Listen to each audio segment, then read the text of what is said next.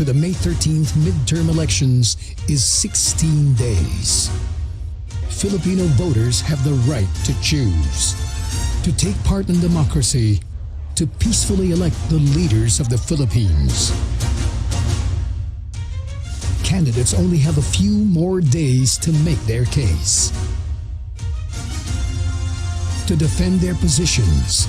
We should have a clear maritime strategy. We are losing billions of pesos sa ating mga karagatan. I would like the death penalty restored for crimes against humanity. I'm fighting to win upang maging malinis at marangal po ang ating halalan. Tumutol kami sa train law. We filed a petition in the Supreme Court. Their policies 24 oras na proteksyon, 24 oras na serbisyo. Nagpapakilala ko bilang isang tagapagtanggol. The people are really looking for justice. Gusto ko magkaroon ng trabaho at hanap buhay ang bawat Pilipino. We also have to prove to the Filipino people that we deserve to govern, na dapat mag-step up lahat ng mga bangsamar leaders. Ang diktadura ay kakampi ng mga magnanakaw at mga mandarambong. their qualifications. Ang dapat na qualification ay kailangan bumarap kayo sa taong bayan. Kailangan magamit na yung COCO levy fund na pinangako po ng ating Pangulo. Find out how their words and actions can change our country for the better. The political future of these candidates is in the voters' hands. The future of our country is in theirs. Who are qualified? Which ones are deserving to serve in the 18th Congress of the Philippines? Watch them side by side. On one stage,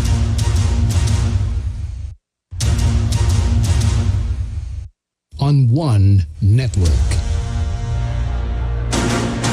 So great to be back here at the University of Santo Tomas for the CNN Philippines Senatorial Debate. Hello and welcome everyone. Hello to the candidate supporters, family and friends. Palakpakan po ninyo ang sarili ninyo. You have come this far. Hello UST. And hello to our television and Facebook audience. I'm Pia Ontiveros. And I'm Pinky Webb. Has it really been 3 years? Can you imagine? We were here in 2016 for a vice presidential debate, and now we're back for our senatorial debate. This comes after, I'd say, 7 forums, a number of interviews, 40 interviews out of 62 senatorial candidates, and we'd like to let everyone know that we did invite as many senators, senatorial candidates as possible, but as fate would have it, some of them turned us down. But so anyway, we did the next best thing. We invited them again and again. And again. We were turned down. But we'll go back to that in just a bit. But first, all throughout this debate, we want to focus on 3 themes. We will be asking our candidates questions on their plans, policies, and legislative agenda on how they can keep Filipinos safe, improve the quality of life, and build upon the future of every Filipino. So we have 11 senators who will join us today. Again, as we mentioned, we wanted to have more than that. And just a little background, Pia, no? We really wanted to do 2 parts. Right. Part 1, I was gonna Ikaw moderate. yun, tapos part 2 dapat ako. Kaya lang, medyo nagkulang. Nagkulang. Merong nag-cancel last minute, so we decided to consolidate. So siguro here we are. Siguro, Pinky, yung iba, less talk, less mistake. Kaya lang, kapag yung less talk nila, napupunta doon, more time naman for the candidates who chose to be here today. So, umaasa nga tayo na baka may magpakita at the last minute, kaya lang, pa-take off na po ang eroplano at paalis na po ang barko. Wala na. So, we are committed still to help the Filipino voter get to know your senatorial candidates. So we are here today, 16 days to go before the midterm elections on May 13. Pia, let's go ahead and introduce our senatorial candidates in alphabetical order. Former Magdalo Representative Gary Alejano.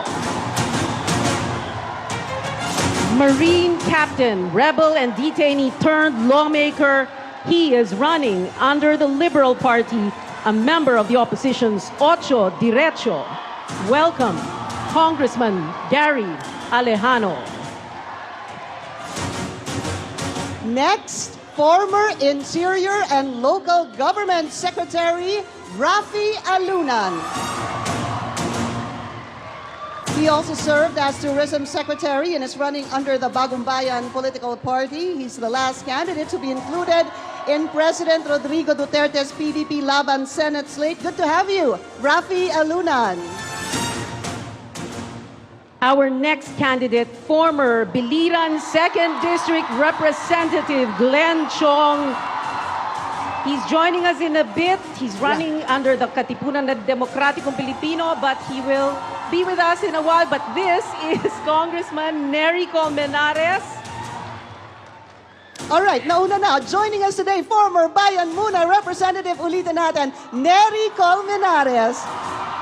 He's a human rights lawyer and an activist. Neri Colmenares, glad you can join us. Parating na po si Congressman Glenn Chong. Sandali lang po ha, pero we will welcome first former Philippine National Police Chief General Ronald Bato de la Rosa. General Bato is running under the administration's PDP LABAN and is endorsed by the hugpong ng pagbabago. He is President Duterte's first Philippine National Police Chief.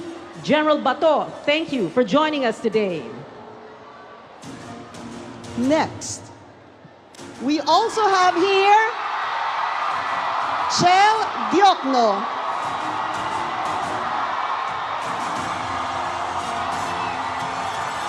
A human rights lawyer and a member of the opposition's OTSO DIRETSO. Nice to have you, Attorney Chel Diokno. Our next candidate, re-electionist Senator J.V. Ejercito. Senator Ejercito is seeking his second term and is running under the Nationalist People's Coalition.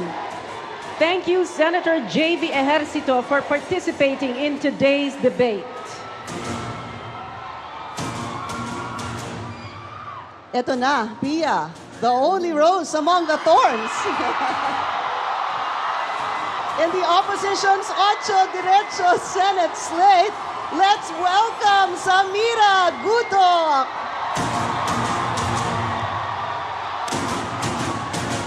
A Marawi civic leader and a former assemblywoman, she also served as member of the Bangsamoro Transition Council. Welcome to the show, Samira Gutoc. Next in line, former Solicitor General Florin Hilbay. He's running under the Aksyon ng Demokratikong Party and is an OTSO DIRETSO member. Pilo Hilbay, thank you for joining us today. Also with us, election lawyer and OTSO DIRETSO member, Attorney Romulo Macalintal. This is his first attempt to run for public office. Attorney Romy Mac, thank you for being here. And like they always say, last but not the least, former House Deputy Speaker Erin Tañada.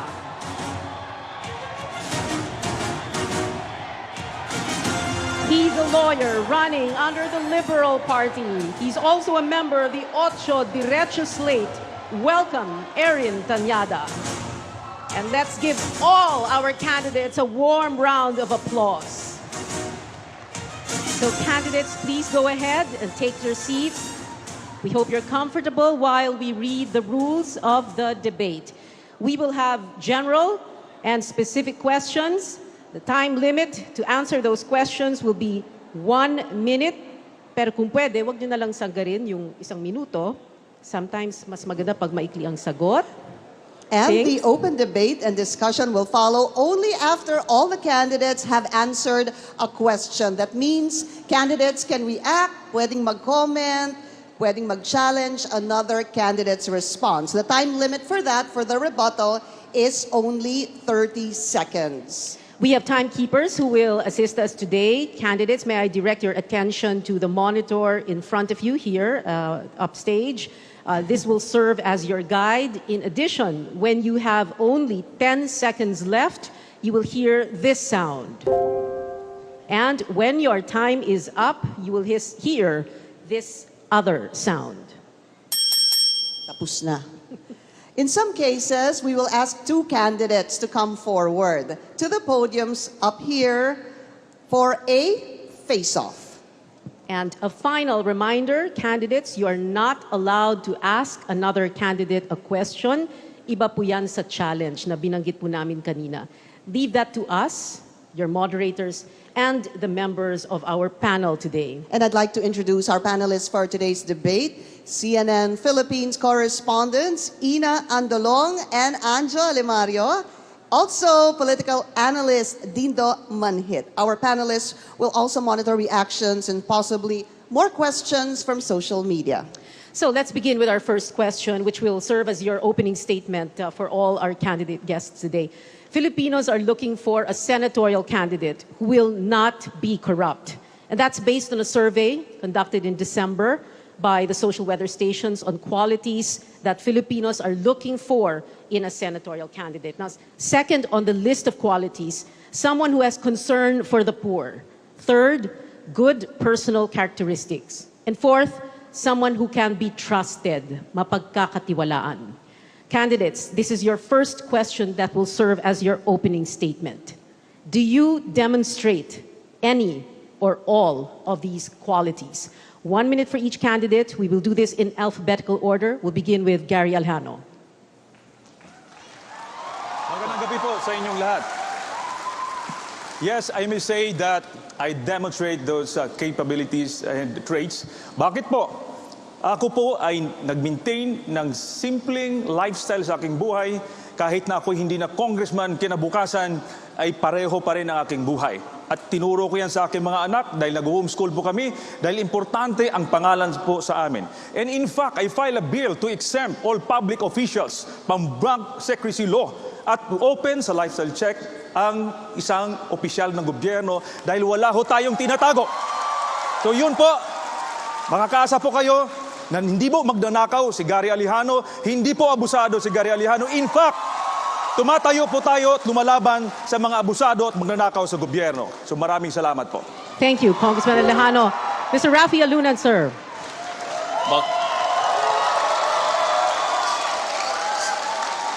Magandang hapon po sa inyong lahat. I was in government before. I served you as your DILG Secretary and DOT Secretary. I came in poor, I left poor. I never stole a cent. In fact, I ran after the corrupt people in DOT and the DILG and have my record to prove it, including the Supreme Court. I served without counting the hours. I served because the Filipino people needed public servants. And that is exactly what I will bring back once I am elected to the Senate. I'll bring back my experience, I will bring back my capacity as a public servant, and I will continue to serve without any corruption, without any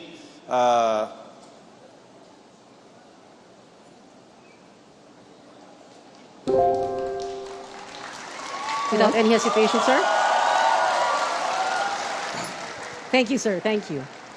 All right, next up, Neri Colmenares. 3 termino ako sa Kongreso, hindi ako nagpayaman dyan. Walang bahid ng korupsyon. Noong 2013 po, nag-file pa nga ako ng isang bill para ipagbawal ang pork barrel. Dapat ang pondo diretso sa tao, huwag nang sumabit pa sa bulsa ng mga politiko.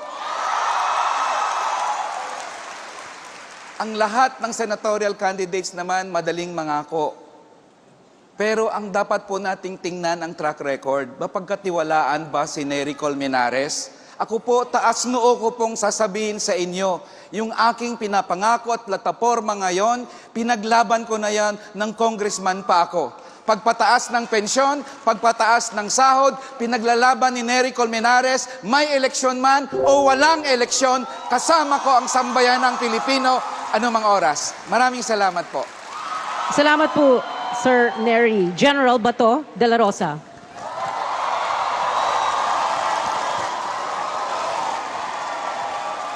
sa aming lahat na andito ngayon dito, wala na sigurong tatalo sa akin kung kahirapan. Ako lang ang anak ng tricycle driver dito.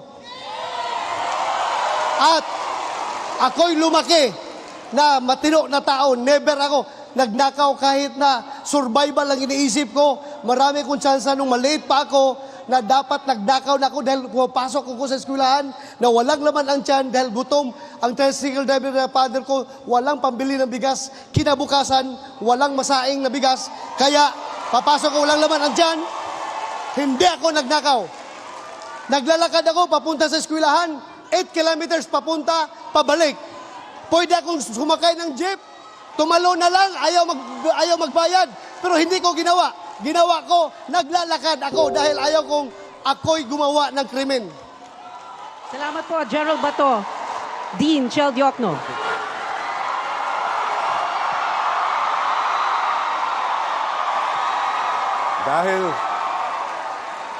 Dahil ngayon po ay National Youth Day, babatiin ko muna ang ating mga kabataan. At lalong-lalo na ang aking mga children. Ayan po. Alam po ninyo, walang ipinamana sa akin ng aking mga ninuno na political baluarte o makinarya o malaking kayamanan. Pero ang pinamana nila sa akin, ang pagmamahal sa inang bayan, paggalang sa dignidad ng tao, at pagmamalasakit sa kapwa. At yan ang dadaling ko sa ating Senado. Panahon na ngayon na pag-usapan natin ang katarungan. At walang katarungan kung laganap ang korupsyon. Walang katarungan kung puro pangungurakot na lang ang ginagawa ng mga politiko. Kaya makakaasa kayo sa akin, pagtatanggol po natin yan. Thank you. Salamat so po, much. Dean Chel. Next up, JV Ejercito.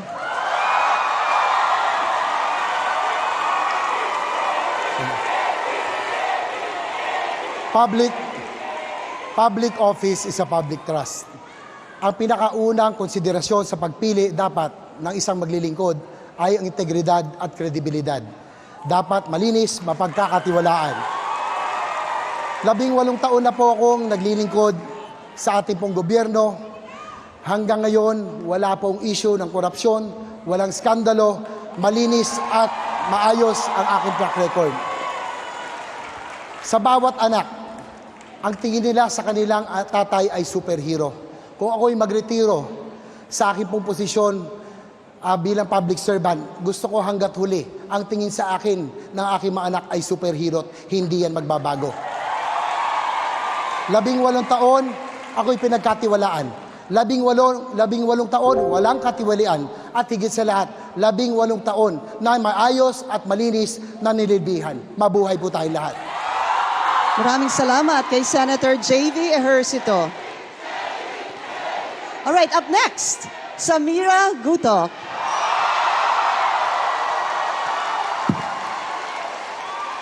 Samira Gutoc po, may pamilya, taga Marawi City, proud Mindanawan. Pinaglalaban namin ang pondo at alokasyon para sa sakuna, para sa mga lindol, mga biktima ng mga karahasan. Hindi po kwentong barbero ang aking dinaanan. Mismo gera where 500,000 people were displaced. At ito ay dapat iwasan sa kahit anong parte sa Pilipinas.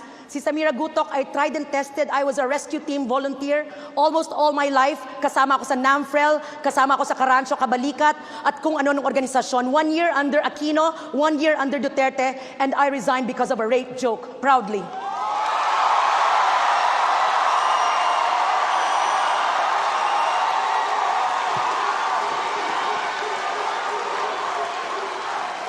I will catch a grenade for you.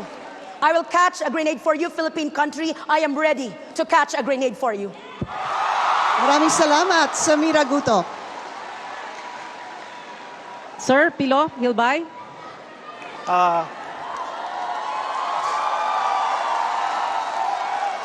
Si Pilo Hilbay ba ay mapagkakatiwalaan at tapat? Kung pwede lang tanungin ng girlfriend ko na si Agot Isidro, pwede na sana. Ako po ay isang batang tundo, graduate ng economics sa UST, Graduate ng abogasya sa UP. Number 1 sa bar examination, pero hindi po tayo nagpayaman. Ang ginawa natin, nagsilbi sa taong bayan bilang isang public school teacher, bilang isang pangunahing abogado ng bayan. Ipinaglaban natin ang West Philippine Sea. Bilang isang ordinaryong mamamayan, alam natin ang gusto ng mamamayan. Ipaglaban, labanan ng droga ng walang patayan, respetuhin ang mga kababaihan, ipaglaban ang West Philippine Sea. Ang aking pagmamahal sa bayan ay hindi made for China. Salamat po, Sir Pilo. So, confirmed po na nag-number 1 kayo sa bar. Okay. Okay na po. Oo. Attorney Romy Macalintal, kayo po.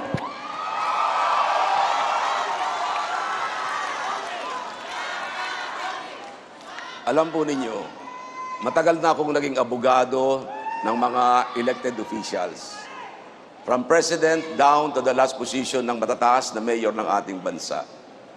Ngunit kahit kailan, hindi ako humingi ng anumang project o transaksyon sa sino man sa aking mga kliyente upang ako ay kumita ng malalaking komisyon. Kahit kailan, hindi po ako humingi sa kanila ng anumang posisyon sa pamahalaan. Inalok akong maging chairman ng Philippine National Oil Commission, inalok ako maging chairman ng COMELEC ng ilang beses, inalok ako maging DOJ Secretary, subalit lahat pong ito ay aking tinanggihan. Sapagkat para sa akin, ang public service, pwede mo nang magawa kahit ikaw ay private individual. Kaya, ang isinisigaw ko po sa inyong lahat, save your last vote for me. If you save your last vote for me, you save your last vote for honesty and integrity. Romy Macalintal, number 41 sa balota. Salamat po, Attorney Romy Mac. And last but not the least, Erin Tañada.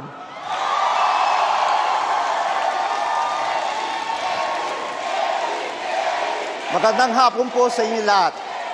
Nung ako po ay nag-aaral, sabi po ng aking lolo at ng aking ama, Erin, kung gusto mong malaman kung may problema ang ating lipunan, kausapin mo yung mga manggagawa, magsasaka at mangingisda. Lumabas ka sa paralan.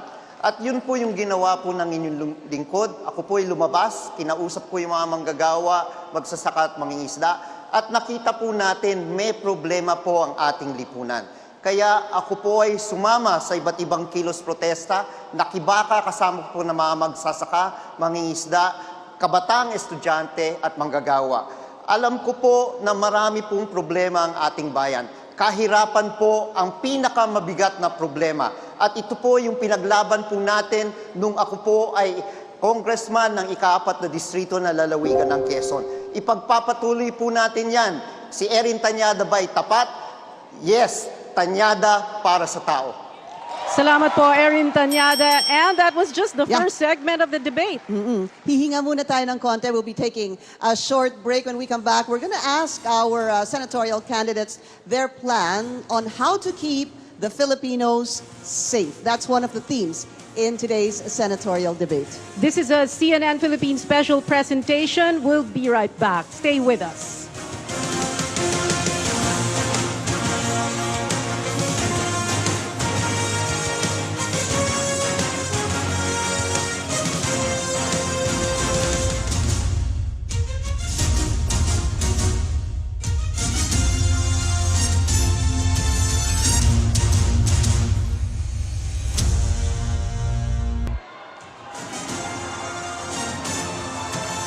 Welcome back, everyone. This is a CNN Philippines senatorial debate. I'm Pinky Webb. And I'm Pio Ontiveros. We have 11 candidates. Well, 10 right now. The other one's joining us in just a bit, sharing one stage to discuss the issues and controversies facing the country today. So we have 3 themes in today's debate. The first one, as I mentioned before we went on a break, is how to keep the Filipinos safe. The next question is specific to how our candidates can keep us safe amid a natural disaster. It's a topic that's fresh on our minds. Of course, the past couple of days we've been experiencing earthquakes in Luzon, Visayas, and Mindanao. This question goes to Samira Gutoc, Raffy Alunan, Florin Hilbay, and hopefully later on, Glenn Chong. The question is this: how can you best prepare our country for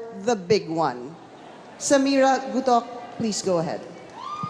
Ang alokasyon sa disaster ay hindi galing sa national lang.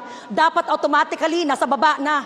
Huwag maghintay ang mga biktima sa baba. Preparedness is a year-long process. Kailangan po matagal na, alam na natin na may sakuna na darating. Dapat po may mga emergency bags tayo. Dapat may mga maririnig tayong emergency sounds and rings within our village para tayo ay mismong preparado at hindi tayo watak-watak sa ating mga pamilya. Dapat local government units, barangay, kasamang stakeholders ay kasama sa isang systematic, prepared, and mismong responsive system of disaster preparedness down the ground level.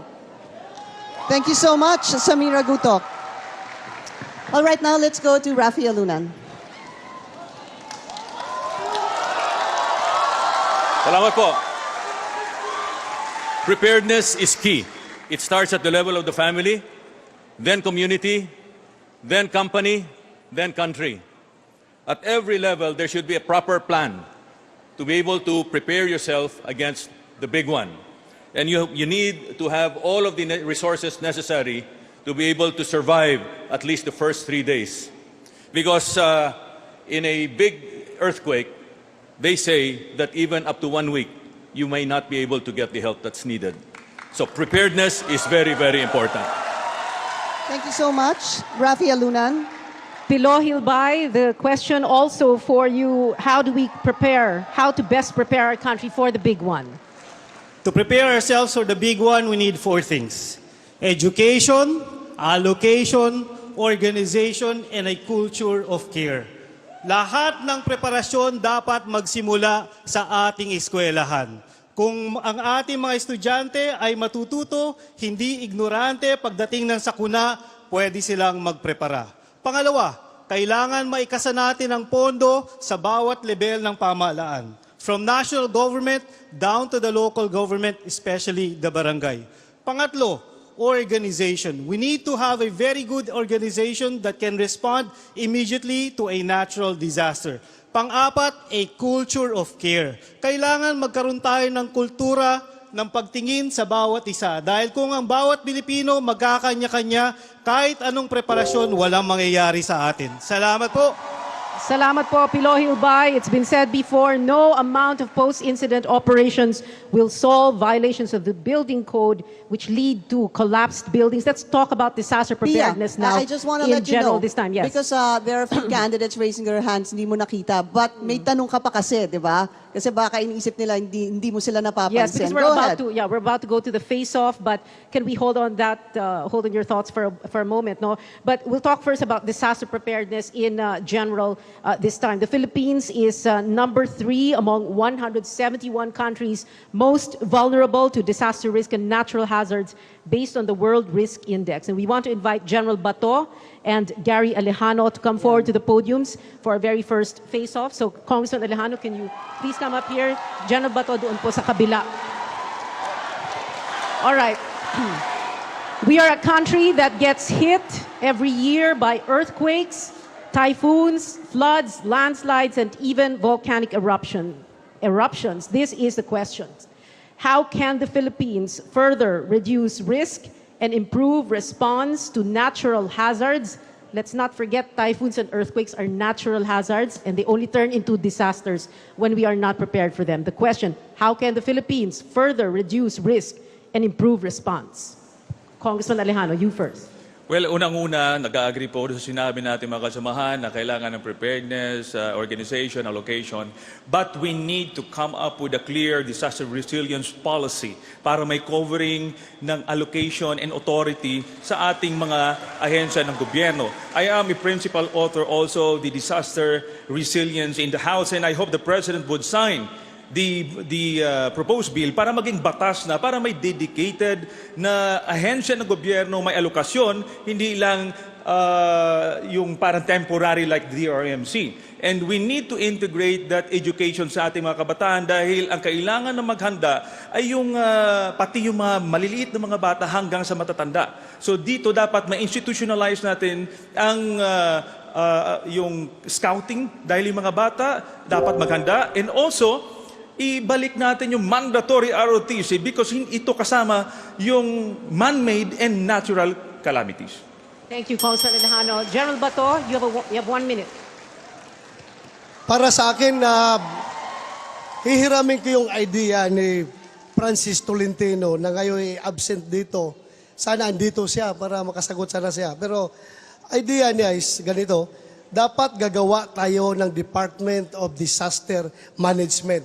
Para kung mayroong mangyari at maraming mga kaswalty, walang ibang bibitayin ang taong bayan, kundi itong department na ito, dapat sila ang mananagot. Pangalawa, dapat bibigyan natin ang ating kapulisan ng power na mag-conduct ng forced evacuation doon sa mga affected areas na kung alam natin kung saan yung mga landslide prone areas during may typhoon, alam mo, ang mga casualty palagi, yung mga matitigas ang ulo na ayaw umalis sa mga lugar yan. Kahit silang busy sa sinabihan ng polis, alis kayo dyan, ayaw umalis. Kaya sila natabunan ng lupa. Dapat ang polis may power na arestuhin pag ayaw umalis. Dapat ganun. Thank you, General Bato. Pinky, kanina sabi mo may mga magre-react sa likod. Okay. Pagbigyan na po muna natin. Raffy Alunan, sir. Dadagdag ko lang yung mga sinabi ni Gary Alejano at ni Bato de la Rosa. I was in Porac a few days ago. Nakita ko yung supermarket na nag-pancake. Nakita namin yung mga beams. Napakaliit ng beams at saka yung mga bars na ginamit were undersized. So, yung building code hindi sinunod. So, we need to look at the building code and make sure that all the structural engineers check all the structures built before 2011 or 28 to see whether they are resilient against earthquakes. Importante yon.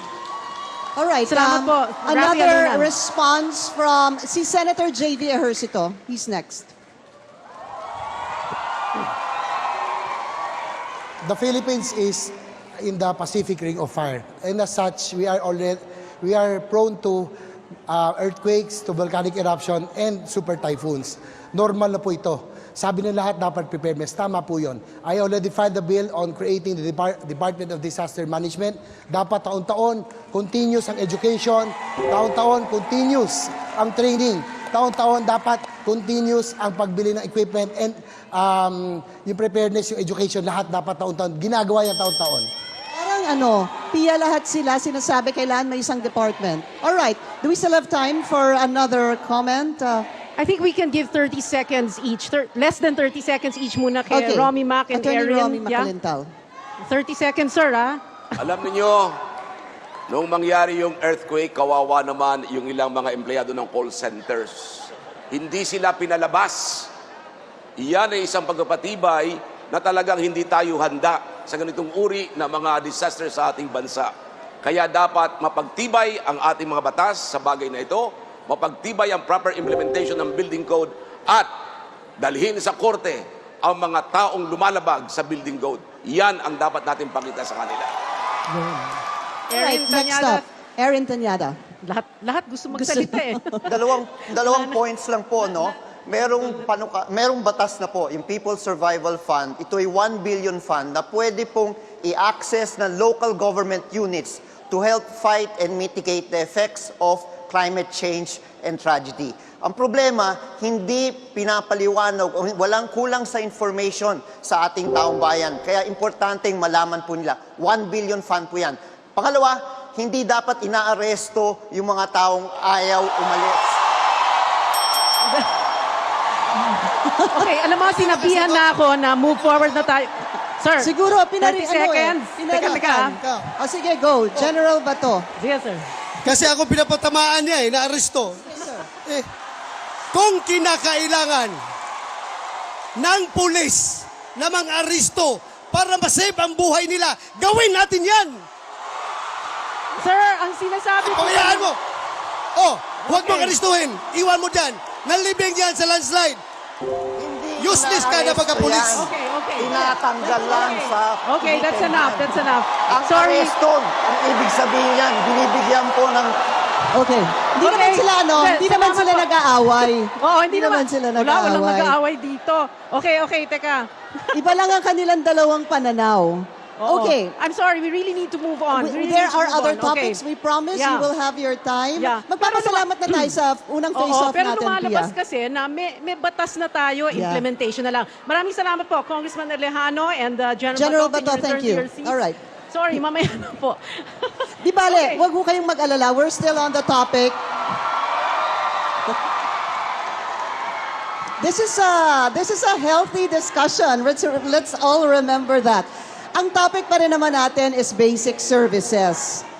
Okay, ang pinag-uusapan natin, disaster preparedness and response are very important, especially in a country like ours. We have a population to date of 107 million, according to United Nations estimates. Manila is also the most densely populated city in the world. As our population continues to grow, of course, demand for food, water, and energy also increases. Ito na. Our next question is about energy supply. Electricity rates in our country are among the highest in Asia. At panay po ang aming balita na nasa yellow at red alert ang Luzon grid natin. Hence, nagkaroon daw ng ilang rotational brownouts. Please listen. Our next question goes to the following candidates: Chel Diokno, Erin Tañada, JV Ejercito, Samira Gutoc, and Neri Colmenares. Ang tanong, importante ho talaga ito. What laws are needed to ensure Filipinos have access to affordable and sustainable energy supply? Let's start with Chel Diokno, please. Sir, kuryente, pag-uusapan hindi na lindol, Kuryente na. Yes. Sige po. Kailangan balikan natin yung ating mga batas tungkol sa elektrisidad. Dahil maraming ng butas-butas yan at hanggang ngayon hindi pa natatakpan yung EPIRA law. But looking forward, we need to address the problem of relying on fossil fuel energy. Kailangan lilipat na tayo sa renewable energy. Hindi na natin may iwasan yung problema na yan. Nandiyan na yung batas. We have the Renewable Energy Act, but it's not being implemented. It's about time we move to clean and green energy. It's about time we stop coal plants that are so damaging to the environment. I understand the need for these coal plants, but tama na. We will be locked in for the youth, yung darating na mga future generations ng Pilipino. Unless we move now to renewable energy, we will be locked in for many generations to come. But isn't RE renewable energy, mas mahal po ba yun? Or should we look at it as an investment? How should we look at it? Actually, the cost of renewable energy is going down every day. It used to be quite expensive, pero hindi na po ngayon. And we actually have the minerals and we have the equipment and talents to prepare to do it ourselves. So hindi ko maintindihan kung bakit yung mga buhangin natin ay kinukuha ng ibang bansa at dinadala doon. Kailangan natin yan dito. Ibang topic na po yun. Mamayang konti, we will talk about that. Erin Tañada?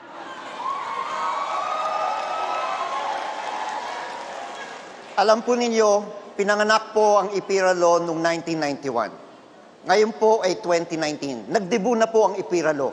Pero ang tanong, yung pinangako ba ng EPIRA law na ibababa ang presyo ng kuryente ay naganap ba? Sa tingin ko po, hindi po naganap. Kaya importante po na kailangan balikan po natin ang EPIRA law para malaman po natin kung ito ba ay nakatulong sa ating mga mamamayan o hindi. Pangalawa, importante rin po dahil alam natin kung hindi bababa po ang presyo ng kuryente, hindi rin lalawak po ang negosyo dito sa ating bansa. Alam natin, kung mataas ang presyo ng kuryente, hindi kumukuha ng mga bagong manggagawa ang bawat kumpanya. Kailangan ibaba po natin ang presyo ng kuryente para mas maraming trabaho dito sa ating bansa. Pangatlo, open access po. Ito yung isang rason kung bakit hindi bumababa ang presyo ng kuryente. Okay, thank you, sir. We'd like to hear from Senator JV Ejercito, please.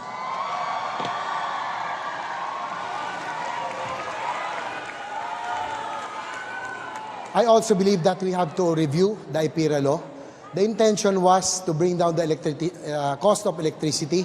Dapat magkaroon ng kompetisyon, ipa-privatize ang power plants. Ang nangyari po, natuloy ang privatization ng power plants, pero yung pagbaba ng presyo ng kuryente ay hindi nangyari, kaya kinakailangan na reviewin ang IPIRA law. Pangalawa po, we now have to reconsider other sources of energy. No? Dahil po yung coal, yung petroleum, bunker, napakamahal po. We have one of the highest cost of energy in Asia. Para tayo maging competitive, we have to look at other sources. In other areas, it's time to reconsider other sources. I know it's controversial, but nuclear energy, the whole world is going nuclear. Magandang combination. May nuclear, meron pong renewable. Kailangan natin baseload energy and renewable energy. It has to be a combination of both. Thank you po. Thank you, Senator J.V. Ejercito. Next up, Samira Gutoc. The Senate has to say no to unenvironmental means. And that means saying no to coal. You cannot save Mother Earth when you invest in carbon emission and the heat that comes from coal. So you're going to have to use environmental friendly, and that is coming from natural born energy sources, hydroelectric power, and diversification based on nature. You are not going to use coal. Ang importante din po ay ecosystem friendly. This is for the next generation. This is for the next generation. We are also going to have to invest in rehabilitation. The generation transmission distribution facilities are already nasisira na. Yung NPC po kailangan i-rehabilita, kaya kailangan po ng investment. So importante po ay diversification, and of course, do not put systems loss back to customers. Excuse me, wala kami elektrisidad, bakit kami nagbabayad ng systems loss? Alright, maraming salamat kay Samira Gutoc. Finally, Neri Colmenares. Noong 2013 po, nag-file po ako ng kaso sa Korte Suprema para pigilan ang pinakamataas na dagdag singil sa kuryente ng Meralco. May kolusyon po ang mga generation plants, sabay-sabay sila nag-shutdown kunyari, bumaba ang supply, tumaas ang presyo ng kuryente. Mabuti na lang na TRO ng Korte Suprema at hindi pa naipapataw yan. Yan ang problema sa IPIRA. Dahil privatized siya, profit is the main motivation and public service is just an afterthought. Dapat ibasura ang IPIRA. Pangalawa, may bill po ako sa Kongreso at ilaban ko rin ito sa Senado. Tanggalin ang value-added tax sa kuryente. Dapat hindi binavat ang kuryente dahil inflationary ito. Pangatlo, may nakaamba pong delikadong bagay sa atin. Ito po ang loan sa China. Pag makuha ng China ang patrimonial assets natin, mga kuryente, yan ang pinakamalaking disaster sa atin. Kaya dapat pigilan ng China dito sa mga loans na ito. Maraming salamat kay Neri Colmenares. All right, we're going to invite two candidates who can specifically talk about bringing down power rates in the country. Yung una po ay si Attorney Romulo Macalintal. Please go to the podium, sir. And I'd like to invite somebody else who feels very strongly about this to face off with Attorney Romy Mac. Anybody? Go ahead. Go ahead, Congressman Neri Colmenares. Okay. Yes, actually, siguro ang basic tanong naman, aside from everything you've said is, sabi nga ni Congressman Neri, yung VAT, ano, how can we bring down the price of electricity? Attorney Romy Mac, you can go ahead. Alam mo, ang problema talaga sa ating bansa, yung elektrisidad, ang oil consumption natin. Ang problema kasi dyan, nung inintroduce yung IPIRA law, yung tinatawag pang Electric Reform Act na yan, ay parang bumaba daw ang ating halaga ng kuryente. Subalit, nung ma-privatize ang National Power Corporation, ang ginawa natin, bumibili naman ang National Power Corporation sa mga independent power producers. Kaya ang dapat siguro ito, kahit na tayo bumibili dyan, tingnan natin kung tama ba yung halagang binibili natin. Kasi kahit bumili ka, magamit mo man o hindi ang kuryenteng binili mo sa IPPs, babayaran mo pa rin yan. At bukod dyan, andun yung tinatawag na isera. Ano ba yung isera? Ang ibig sabihin yan, kapag tumaas ang halaga ng dolyar, babayaran din natin, mag-a-adjust din tayo ng presyo. So dapat talaga dito magkaroon ng pagre-review yung IPIRA law sapagkat hindi nakakatulong sa bansa natin kundi lalong nadaragdagan ang halaga ng kuryente. Congressman Neri, go ahead, sir. Yes, kahit unbundle daw ang presyo ng kuryente, maraming singil dyan di natin alam, maliban sa kolusyon. Ang isa po dyan ay ang bill deposit. Marami sa atin di nakakaalam ngayon yan. May bill deposit pong sinisingil sa atin ngayon. Kung 3,000 pesos ang iyong bill monthly for 3 months, kukunan ka pala ng 3,000 pesos parang deposit. Pag hindi ka daw nakabayad, yun ang reremata ng Meralco. Ang tanong ko, bakit kailangan ng bill deposit? Hindi ba pag hindi kami nakabayad, pinuputulan nyo kami ng kuryente? Yan ang masama dyan. Tapos pangalawa, ang bill deposit totaled almost more than 30 billion pesos sa Meralco, hindi siya ma-audit-audit. Ang interest na pupunta sa Meralco, hindi sa taong bayan. Kaya sa Korte Suprema, magfa-file po ako next week. Isang petisyon para ibabaliwala ang bill deposit at i-refund ang bilyon-bilyon sa mamamayang Pilipino. All right, gentlemen, please stay. Diyan po sa podium. We'd like to ask our moderators for any comments and possibly follow-up questions on the situation of energy, yung kuryente po dito sa Pilipinas. Good afternoon Dito, to everyone. go ahead. Yeah. No, I just wanted to add up to the discussion. Of course, it was mentioned earlier by Congressman Colmenares, but the taxes really. Yes po. No? Alam naman natin na when you look at the cost of electricity in our country, there are taxes that are part of our bill na hindi natin nalalaman. Nabanggit ang VAT, nawala ito noon. Nandyan din yung mga surcharges, nandyan din yung mga local franchise tax. At itong mga buwis na to ay nagdadagdag hirap sa ating taong bayan. So it's good to ask our candidates, not only yung nasa face-off, no? Maybe it's time to review also taxes that adds burden to the Filipino consumers or to the Filipino people. I think yun ang pwede nating tingnan. No? If I'd be elected as senator, alam mo meron tayong tinatawag na oversight power sa Congress.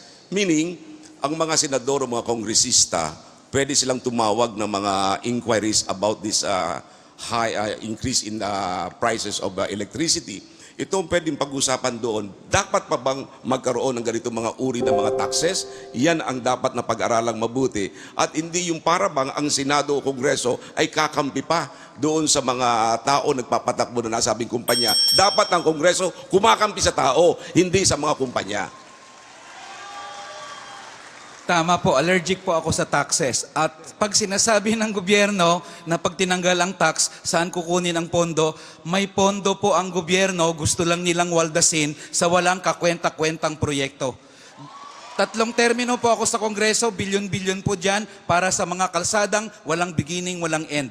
Bilyon-bilyon para sa mga tulay kahit walang ilog. So tanggalin ang mga taxes, ayusin ang korupsyon, ipakulong ang lahat ng kurakot sa gobyerno, iyon ang solusyon. Thank you. Now, we're gonna go to Pilo Hilbay first. Let's speak here. Okay. Nung napukor po yung may hawak nung enerhiya sa atin, ang sabi, inefficient yung government at corrupt. Kaya ang naging solusyon, i-privatize. Pero ang nangyari, yung inefficiency, yung corruption, napunta lang sa private sector. Ano ang solusyon? Mga senador at mga mambabatas na hindi captive ng power companies, na mga tatayo para sa mga ordinaryong mamamayan, hindi hawak ng mga public utilities. Yun po ang solusyon para sa atin. Salamat. Thank you. Gentlemen, maraming salamat. Thank you very much, Kong Neri. Attorney Raffy Mac, thank you. Kaya napavolunteer Congressman si Kong Neri kasi wala po si Glenn Chong kanina. Dapat yun ang ka-face like I off, said, we are waiting for him. So thank you very much for that face-off.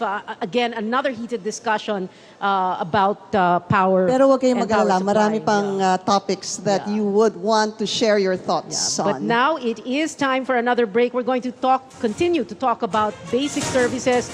This time, tubig naman, water distribution and supply. We're still experiencing disruptions, and the problem is if the dry condition persists, we could actually be facing a bigger problem. This is a CNN Philippines special presentation. We're asking questions to our 11 senatorial candidates, the questions that matter most to the Filipino people. We'll be right back.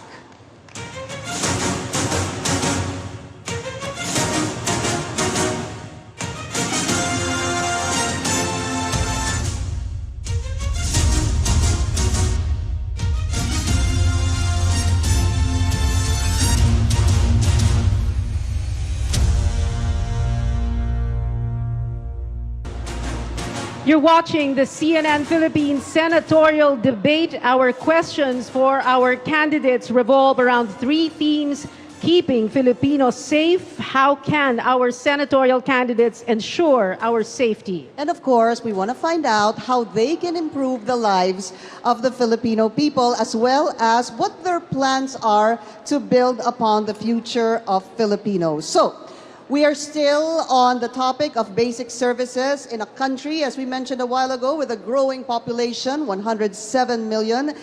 And this next question fits right into one of our themes, improving the quality of lives of the Filipinos. Ako, ito na naman tayo, Pink. Kanina galit at maingay ang crowd. Ito, magagalit na naman at mag-iingay na Asahan naman. na natin to. Our next question goes to the following candidates: General Bato, Raffy Alunan, Romulo Macalintal, JV Ejercito. So, the question is, what should be done? What should be done to address our water problems? Ano ba ang dapat natin gawin dahil sa nararanasang kulang or shortage sa tubig? Ready na si Pero, may tubig na ba kayo lahat? Meron na? Ako meron akong balde sa office. Ready na si General Bato. Pia, let's start with him.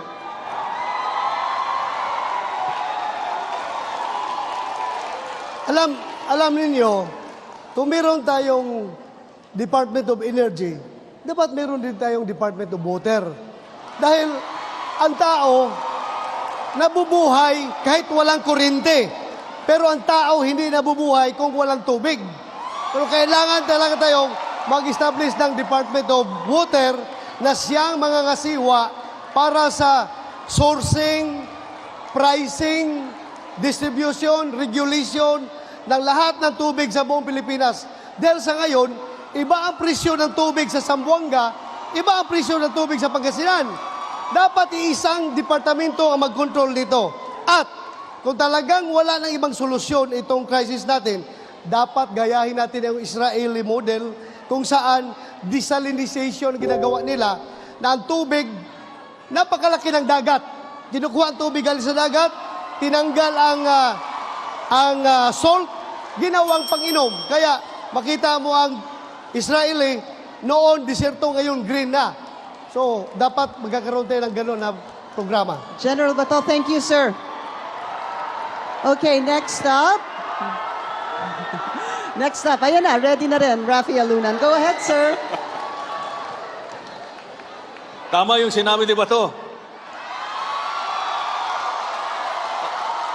At dadagdagan ko pa. Tama yung sinabi niya about water sourcing. Dito sa Metro Manila, we have a real problem. Yung Angat Dam is really our main source right now. We should really spread our risk because it's a national security risk. Ang kaliwa at kanan rivers doon sa Laguna at Quezon, matagal na yan pinag-uusapan, hanggang ngayon walang nangyayari. So we continue to have this national security risk.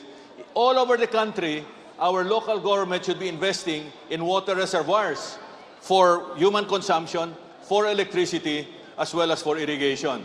And number three, dito sa syudad, we should be able to catch the rain. And actually, all over the country, we're not catching the rain and we're wasting it. So, take note of those practical suggestions. Matagal na yan pinag-uusapan, walang nangyayari because we're not focused on public safety and security. Thank you, sir. Raffy Alunan. Next up, Attorney Romy Mac. Sir, go ahead. Sa ngayon, meron tayong about 17 million users ng tubig dito sa Metro Manila. Ang problema, kulang na kulang pa rin ang supply. We lack about 140 million liters of water para yan ay madagdagan natin, maayos ang problema sa tubig. So ano ang dapat na solusyon? Long-term solution ang kinakailangan dyan. Ngunit kapag dumarating lamang ang disaster, saka yan nabibigyan ng pansin. Dapat meron tayong sistema. Anong magandang sistema? Rain harvesting system. Ano ang rain harvesting system? Yan po ay ginagawa sa ibang bansa. Kapag maulan, inaayos na yung ulan, at kapag dry season, inaayos at nililinis ang tubig na yan. Gamitin po natin yan. Ginagawa po yan sa Singapore. Ay bakit hindi natin magawa dito? Kailangan lamang ang tunay na concern ng ating mga public officials. So, yan po ang tamang solusyon para magkaroon tayo ng tamang supply ng ating mga tubig. Salamat, Attorney Romy Mac. JV Ejercito.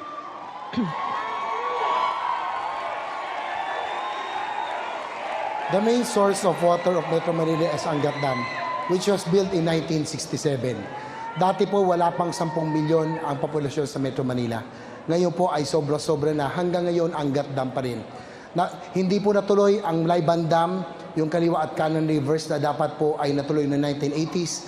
Ang suggestion ko, we invest in infrastructure, water infrastructure, dahil hindi pwedeng taon-taon tuwing tagtuyot ay namumroblema tayo. Tama po ang sinabi nila, tuwing tag-ulan, sobra-sobrang ulan, sobra-sobra nagbabaha, hindi natin iniimbak, hindi natin nagagamit. Siguro dapat maging innovative tayo, yung mga parking lot, yung mga kalye, sa halip na tumutuloy ang tubig tuwing tag-ulan papuntang karagatan, dapat gamitin natin porous ang para na-replenish ang groundwater. Dapat magkaroon tayo ng mga bagong dams, lalo na po ang Laiban Dam, yung area na yun. We need new sources of water para hindi tuwing tagtuyot tayo po ay namumroblema. We invest in water infrastructure. Salamat po, JV Ejercito. Briefly, Dean Chel.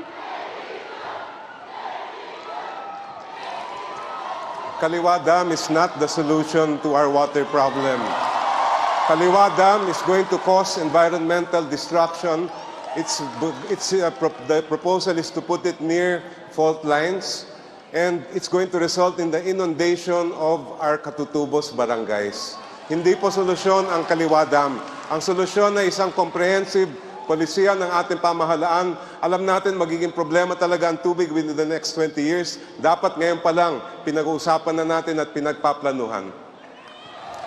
Alright, pag-uusapan kasi sana, no? May follow-up question sana tungkol nga sa, di ba, syempre, meron tayong mga short-term, long-term solutions. Ang problema naman natin ngayon we need to feel the effects right away because like we already all know, no? Many of us still experience water disruption. So I don't think we have enough time for that. We're going short-term. Pwede daw, Pia. Sige, pwede na. Alamin natin. Sige, balikan kasi natin, kailangan malaman natin from sina General Bato, Raffy Alunan, Attorney Romy Mac, and JV Ejercito. How soon, that's the question, how soon can consumers feel the impact of your proposed solutions? Let's begin first. General Bato, sir. 30 seconds, sir. Yung ngayon, General, ano ho yung short-term solution ngayon dun sa nakaka-experience ng water interruptions, disruptions, and problems, sir? Ano ang short-term solution? Yung na-open ko kanina na solusyon ay medium term at saka long term, walang short term doon eh. Sir, gaano ka medium? Sir, yung medium. So, kailan po yun? Kailan po natin mafe-feel ang effect nun?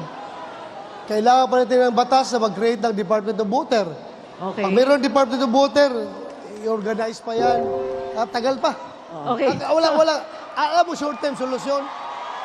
Pero, kung gusto niya, you're looking for short term solusyon? Yung short term, sir. Meron ho ba kayo naiisip? Hawakan ng gobyerno yung Maynilad. Maynilad? Hawakan natin yung Maynilad. Maynilad, Manila Water, which one? Pareho? Di ba yung tubig, Maynilad, nag-control dito? Maynilad at Manila Water, sir. Dalawa pong concession. Isipin mo yung MWSS ang sa generation ng tubig. Ang Maynilad na sa distribution. Sir, you're proposing government takeover of private companies. Power of eminent domain. Gamitin natin. Okay. Para makontrol natin. Okay, kanina sabi natin the question is how soon can we feel the effects of the proposed solutions? So kanina, General Bato, Raffy Alunan, sir, how soon? Very soon for certain courses of action. For example, yung community-based rain catchment basins. That can be done easily by the local government units. Instantaneous yan. Yung mga buildings catching rainwater for their own use. That can be done also very quickly. What will take a little time is the Kaliwa at Kanan River sa Laiban Dam. But I just want to correct Chel. Chel, there are engineering studies that you go lower, not higher. That will not inundate. That will not inundate the towns, no? And lastly, yung engineering requirements. There are many water companies that need to fix their piping systems so that they can evenly distribute their water to all of their constituents. Right now, many of them are not doing that. Lumang-lumang kanilang pipes at limited ang kanilang distribution. So that can be done also fairly quickly, probably over maybe 3 or 5 years if they properly invest in it. Okay, between Attorney Romy Mac and Senator JV, sino po sa inyo? Tumayo na tuloy. After this, meron akong sasabihin. After Attorney Romy Mac, go ahead, sir. Ang kinakailangan dito ay kamay na bakal ng ating pamahalaan. Hindi yung para bang tinatapik mo lang sila sa balikat. Ganong ando na ang problema. Alam naman natin ang problema sa MWSS. Sino ba yung mga opisyal na nagpapatakbo ng mga tungkol sa tubig na yan? So dapat siguro pinag-aaralan kung dapat silang tanggalin o hindi dapat tanggalin. Then, short-term solution, mga barangay captains, mga barangay officials, dapat magtulong-tulungan tayo para yung mga tao ay nabibigay ng daily supply ng kanilang mga tubig. Yan ang kinakailangan gawin. At magkaroon tayo ng daily water tankering sa mga lugar na talagang kailangan ng tubig at mga lugar na hindi inaabot ng mga tubig na yan. Maraming problema ang ating bansa tungkol sa tubig, ngunit hanggang ngayon ay hindi pa nga nare-resolve yan. Maraming problema, ngunit ang ating mga opisyal parang gumagawa lamang ng solusyon kapag nariyan na ang problema. Ang kailangan kamay na bakal para sila ay talagang magtrabaho sa kanilang problemang ito. Okay. Thank Pia, you, sir. isa na lang ang pag-usapan natin, Pia. Any one of them who can give a short-term solution. Okay na tayo, Attorney Romy Mac. Yeah, Anyone sir, behind? pwede na po kayong bumalik sa maybe upuan si niyo. Congressman Gary or si Congressman Congressman Gary, Neri. you have a short-term solution? Short-term, please, gentlemen. Comment lang. It needs Sir, to be 30 seconds, short-term. Short solution. Ang gusto ko lang sabihin kasi matagal na yung plano yan dahil alam natin na magkakaroon tayo ng kakulangan ng tubig. Ang problema, hindi natin inalaw ang infrastructure ng katubigan dahil inihintay natin ang malaking infrastructure na galing sa China. Dahil para makumita sila sa infrastructure. So I don't agree na magkaroon tayo ng infrastructure coming from China because this is a critical infrastructure. The moment na hawakan ito ng ibang bansa, luluhod tayo. Alright, Congressman Gary, thank you so much. Yes, Pia, thank you. Pinipilit na nila tayong pumunta sa susunod na pag-uusapan natin. Go ahead. Advanced kasi mag-isip ang mga kandidato. Kasi ang next topic natin ay ang China-funded Kaliwa Dam. The government says one of the solutions is this dam. It's controversial. As we all know, we want to focus now on Philippine-Chinese relations. The president was just in Beijing for China's Belt and Road Initiative. Alam po natin kung ano yon. Beijing is building bridges, roads all over the world to connect the rest of the world. Now, in that forum, the president signed 2 agreements on trade and drug rehab efforts. And amid the friendlier, warmer relations between Manila and Beijing, some observers are saying that the so-called China debt trap diplomacy has reached the Philippines. Now, the president also recently ordered the Justice Department to review the government's agreements, including those with China. So, we are going to have a face-off now, Kong Alejano and Raffy Alunan, and tamang-tama, kanina nabanggit nyo na okay daw ang Kaliwa Dam. Yes, the two of you please go up to the podium. And this is your question. What safeguards should be put in place so that the Philippines does not fall into that China debt trap? Congressman Alejano. Unang-una, hindi naman kailangan mangutang sa China lamang. Let us not put all our eggs in one basket. Meron mang ino-offer ng ibang bansa like Japan, mas mababa pa interest. Bakit sa China tayo kukuha? No? And remember this, there's no such thing as free lunch. Mataas ang interest and it has connections sa West Philippine Sea and we are now being colonized through economic tool like pahiram sa atin, ilulubog tayo sa utang at hawakan tayo sa leeg. Kaya nga, ang safety dito, doon tayo sa neutral na bansa na makapagbibigay ng mababang interest at wala pang conflict sa West Philippine Sea. Dahil nagbibigay naman ng pahiram yung ibang bansa. So yun po ang pwede nating gawin. And at the same time, dapat transparent ang mga dealings natin sa China. Hindi yung hindi natin alam. Actually, I wrote Department of Finance, bigyan tayo ng kontrata nitong Chico Dam project. Up to now, they have not responded officially sa aking opisina. Bakit nagtatago ang gobyerno kung ang interest ng bansa ang kailangan? Thank you, Congressman Gary. Raffy Alunan, sir. I think we should apply safeguards to any loan that we borrow from any country. That's part of our fiscal responsibility. It's called good governance. It doesn't matter whether it's from China, Japan, the United States, or Europe. What is important is that we apply fiscal responsibility and good management. Now, ito ngayon, I don't think we will allow ourselves to put all our eggs in one basket. Our economic managers are pretty responsible and they're spreading out our risks. Many of the points that are being discussed at this point are not yet done deals. Hindi pa done deal yan. Kasi dinadaan pa yan sa proseso.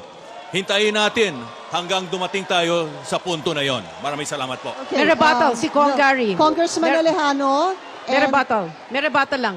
Remember this is part of the Belt and Road Initiative, and they have done this to other countries, and let us learn from the lessons of other countries.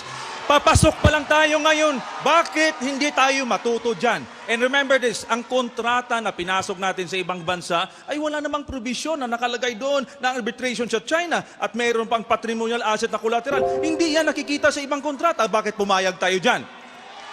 Congressman Alejano and the Secretary Raffy Alunan, may tanong pa ho kami, but we're going to give the others a chance to give their thoughts on this. Florin Hilbay, go ahead, sir. Same thing, yung question on debt trap.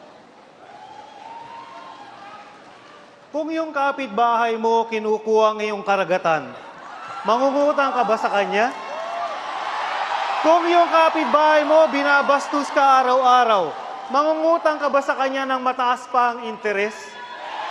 Kung yung kapitbahay mo, pagkatapos mo sampahan ng kaso, nanalo ka, sinabi sa harap mo, hindi niya kinakilala ang napanalo mong kaso, makikipagkaibigan ka ba dun sa bansang yun? Naiintindihan ng mga Pilipino kung ginagancho tayo, kung niloloko ang mga Pilipino. Yun lang po. Salamat po, Pilo Hilbay. Sandali lang po, puntahan po natin si Anjo Alimario sa ating panel dahil binanggit po kanina ni Kong Gary yung ibang bansa that have similar experiences. Anjo. That's right, Pia. I'd like to look into what happened to Sri Lanka. In late 2017, Sri Lanka handed over commercial activities, its main southern port, to China on a 99-year lease because it could no longer pay for its loan to China. Should we be concerned that the same thing could happen to the Philippines? Yes. We should be. Example, Tajikistan.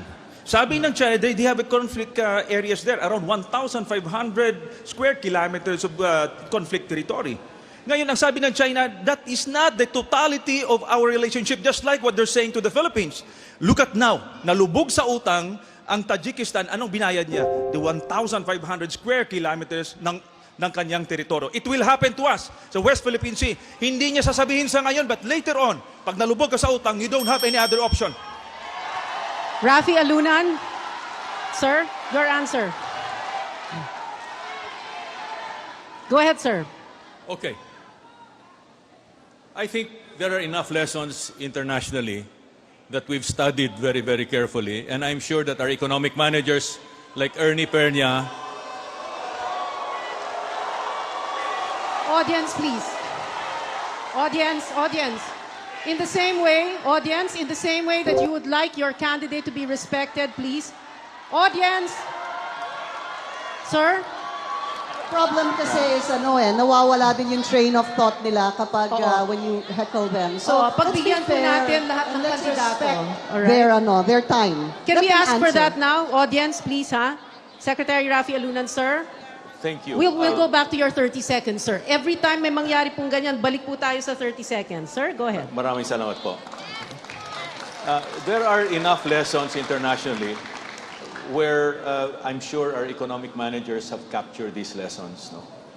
Many of the things that we're talking about are still speculative in nature. We have not yet signed up the kind of loans that we say will lead us to a debt trap. For example, yung lumabas ngayon sa Belt and Road Initiative, a lot of them are MOUs. They're not contracts at all. And they're still subject to negotiation. So saying that we're going to fall into a debt trap is premature. All right. Sir, so very briefly, we do not need to be worried that we could lose territory. We do not need to be worried that we could lose territory because of this. No, Hindi po. because no. I've no worries whatsoever. No, I've come across the response of government that they will never use our resources as part of what we call collateral for the loans. Assets. They will never do Alright. that. Ang dami kasing gusto magbigay ng kanilang thoughts. Isa-isayin natin. Pwede mabilis lang. Erin Tañada, go ahead. Alam po ninyo, pinaglaban ko po ang freedom of information. Sabi ng ating Pangulo na siya po ay advocate ng freedom of information. May Executive Order number 2. Kung walang problema itong mga kontrata ito, yung Chico Dam, yung Chico Irrigation Project, yung Kaliwa Dam, bakit ayaw ilabas ang kontrata? Yun lang naman ang hinihingi po natin. Kung above board yan, well and good. Pero sa tingin ko, may tinatago. Okay. Attorney Romy Mac, yung mabilis lang. Go ahead, sir. Ang mahirap sa sinasabi ng pamahalaan na hindi pa raw ito done deal, may delikado yan. Hihintayin pa ba nating matapos ang kontrata? Saka lang tayo magrereklamo? Aanhin mo pa ang damo kung patay na ang kabayo. Di ba? So siguro, dapat talagang pag-aralang mabuti yan. Hindi po pwedeng future lamang titingnan. Sa kasalukuyan ang dapat nating tingnan kung talagang dihado ang ating pamahalaan. Pag dihado tayo, ipaglaban natin yan. Yan ang gusto ng OTSO DIRETSO. Attorney Romy Mac, thank you. Sabi ko, Hilbay, go ahead.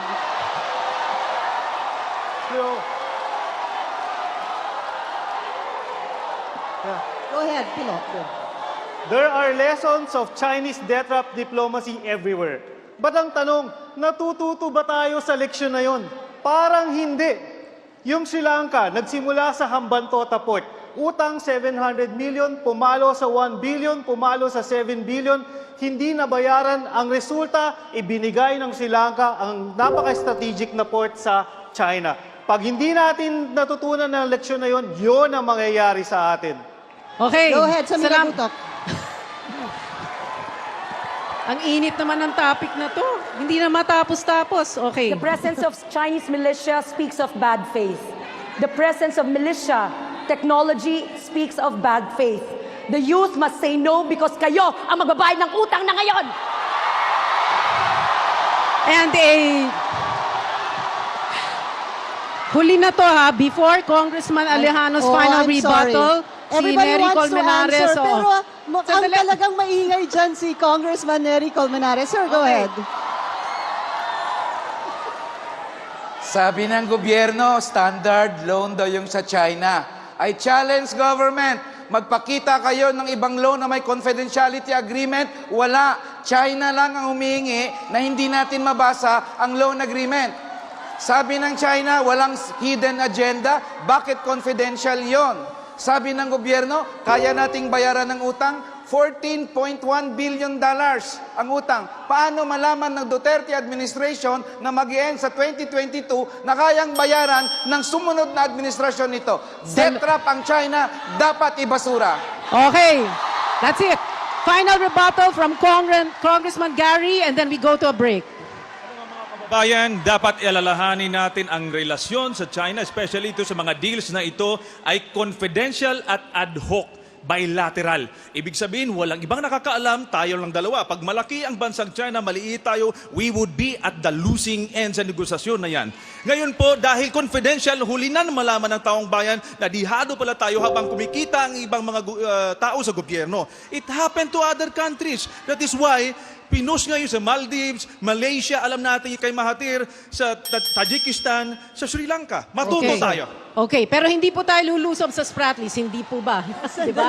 Gary, okay, no more. We're going to a break. Ito dalawa, ayaw mo? Ito dalawa, magkatabi? Ito? Sige. Tumayo pa talaga. Okay, sir, sandali lang po. Wait. Para ano? Okay, wait. Sandali lang. Okay, we will let you talk, sir. 15 seconds, ha? Grabe naman. Sige na, sir, Gary, yan. Go. 50 seconds. Ang palagi nyo sinasabi na confidential. Naghingi na ba kayo ng dokumento niya sa Malacanang? Humingi daw siya. Sir, humingi daw siya. Humingi daw si Gary. Kung hindi kayo binigyan. Teka, wait. Sandali. Naghingi na kayo? Naghingi kayo? Nagtatanong. Okay. Nagtatanong ako. Okay, upo. Nagtatanong ako kung naghingi kayo. Naghingi kayo. Sandali lang. Hindi kayo binigyan. Kung hindi kayo binigyan, sandali lang. We should be very afraid. Yeah. Kung hindi kayo binigyan, Wait, let's have General Bato finish. Wala nga sinasabi kung bakit ayaw magbigay eh. I can't imagine. Ayaw masabihin kung bakit ayaw magbigay ng kopya ng kontrata. Sandali lang po, sir. Okay. Ganito lang dito. Sandali. Ito na lang kukunin ko. Halika na dito. Tayong dalawa. Halika. All right. We are going to a short break. We'll be right back.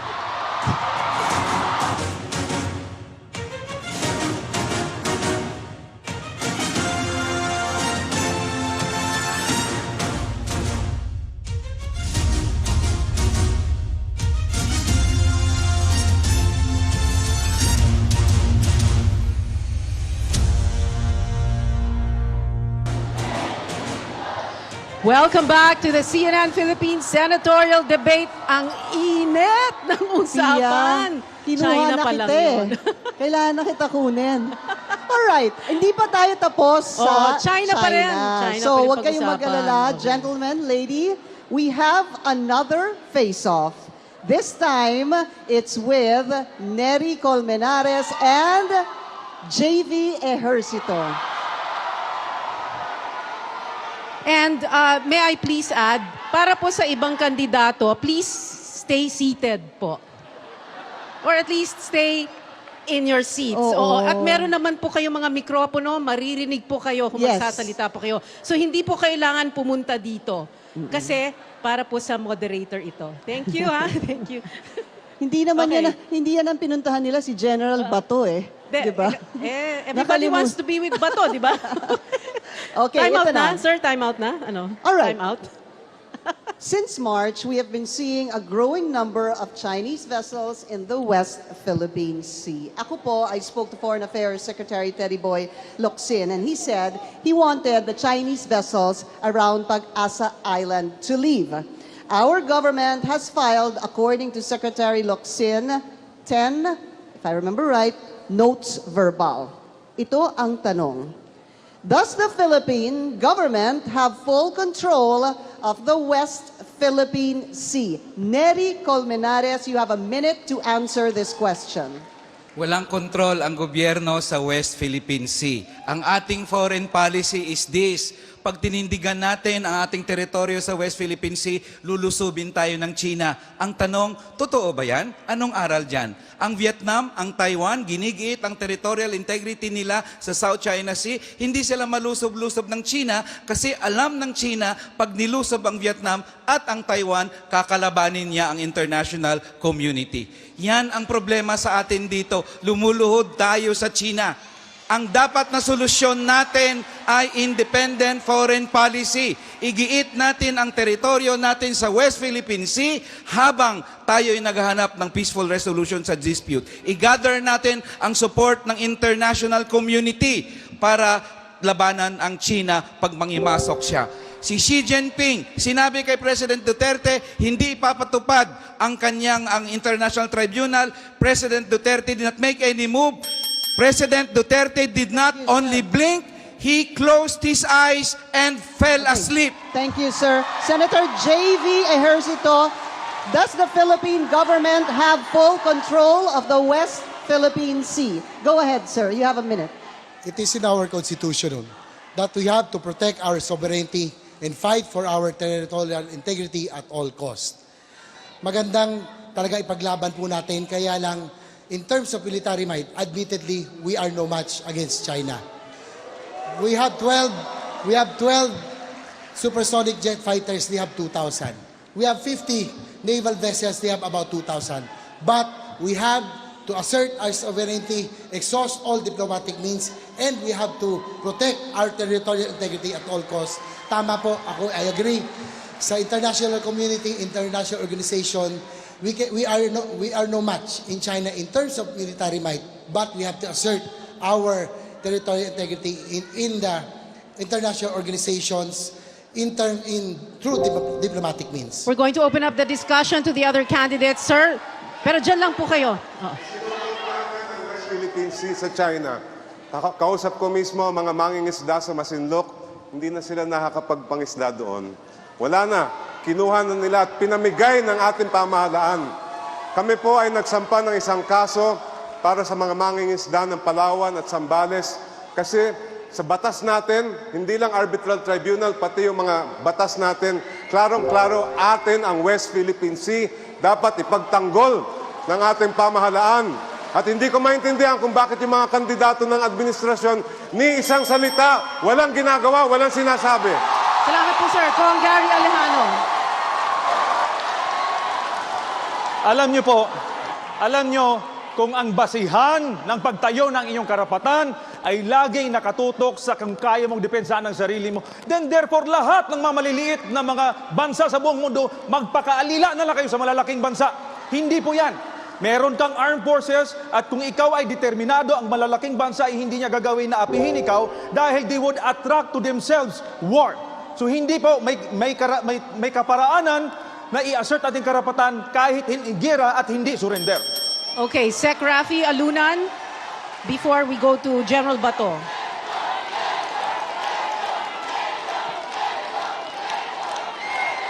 Okay. All right. Okay. Can we ask for some silence, please? They're welcoming Glenn Chong. Sandali lang po. Aakyat po siya in a while. Sandali lang po. Okay. Sec Raffy, go ahead. Thank you. Comment lang ito. Because I'm very much involved in international relations bilang chairman ng Philippine Council for Foreign Relations. And I've been involved in track 2 dialogues helping the government. There are many ways of asserting our sovereignty. Military is one of them. There is also lawfare or diplomacy as well as academic forums where we can assert our sovereignty. You know, when we spoke to the Chinese to break the ice with President Ramos and Chito Santa Romana, we talked about human and ecological security. Yeah. Sir, I'm sorry. Time's up. Next round na lang po. But before we ask General Bato to speak, we're going to welcome first our 11th candidate today. Former Congressman Glenn Chong, please join us on the stage, sir.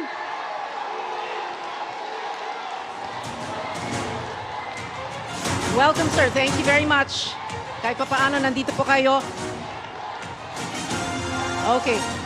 Congressman Glenn Chong, a two-term congressman from the province of Biliran. And he's joining us now. Maraming salamat po, sir, for being here. Welcome, sir. General Bato. Sir, okay na po. You can just stay there. Sige po.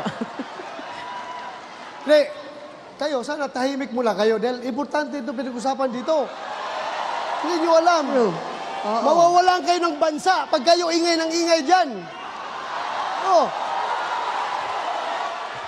Makinig muna kayo. Please listen to me. Ganito, ang mahirap sa atin, sisi kay Duterte administration na hindi pinapaalis. Kaninong panahon ba nagsimula pumasok ang mga insik dyan? Kaninong panahon nag-build ng mga bases dyan? Di ba? Sa panahon ng mga partido nyo, mga OTSO DIRETSO? Sino? Bakit ngayon sinisisi si Duterte? Na panahon pa ninyo yung pumasok yung mga insik na yan? Now, ngayon, baka akala nyo kayo lang ang patriotic. Si Duterte, hindi. Kami, hindi. Well, I must tell you frankly, kung sinong gusto sumama sa akin, bibigyan ko kayo ng baril at bala. Atakihin natin ang... matapang kayo. Atakihin natin yan. Alright. Sama kayo. Sama. Salamat po, General Bato. Atakihin natin yan. Alright. Thank you, sir. Thank you. Audience. Excuse me, audience, please. Like we said, kung gusto po ninyo na respetuhin ang kandidato nyo, please respect the other candidates' time, okay? Is that an agreement? Payag kayo, di ba? Di ba? Okay? Or else we will have to go to another break, okay? So please, konting silence lang. Let them talk. Dito na natin umpisahan yung respeto sa isa't isa. Let's let them talk because we don't understand dahil sa ingay na rin. You wanna react after? Okay. Pia, who's next? I think we're going to Florin Hilbay first. Isa sa pinakaimportanteng tanong sa eleksyon na to, kayo ba ay Team China or Team Pilipinas? Ang mga kandidato nyo ba ay maka-Pilipino o tuta ng China? Ako po bilang Solicitor General, pinaglaban na ipanalo, pinaglalaban pa rin natin ang West Philippine Sea. Ang pagmamahal ko sa bayan, pagmamahal ko sa aking pamilya, parang pagmamahal ko kay Agot Isidro. Thank you, Pilo Hilbay. Nasingit pa talaga si Agot. Pupuntahan ko na nga si Agot, malapit sa akin eh. Hello, Agot. Okay. Romy Mac? Actually, talagang tunay ang relasyon ni Agot at ni Pilo Hilbay. Kasi ako ang ninong nila.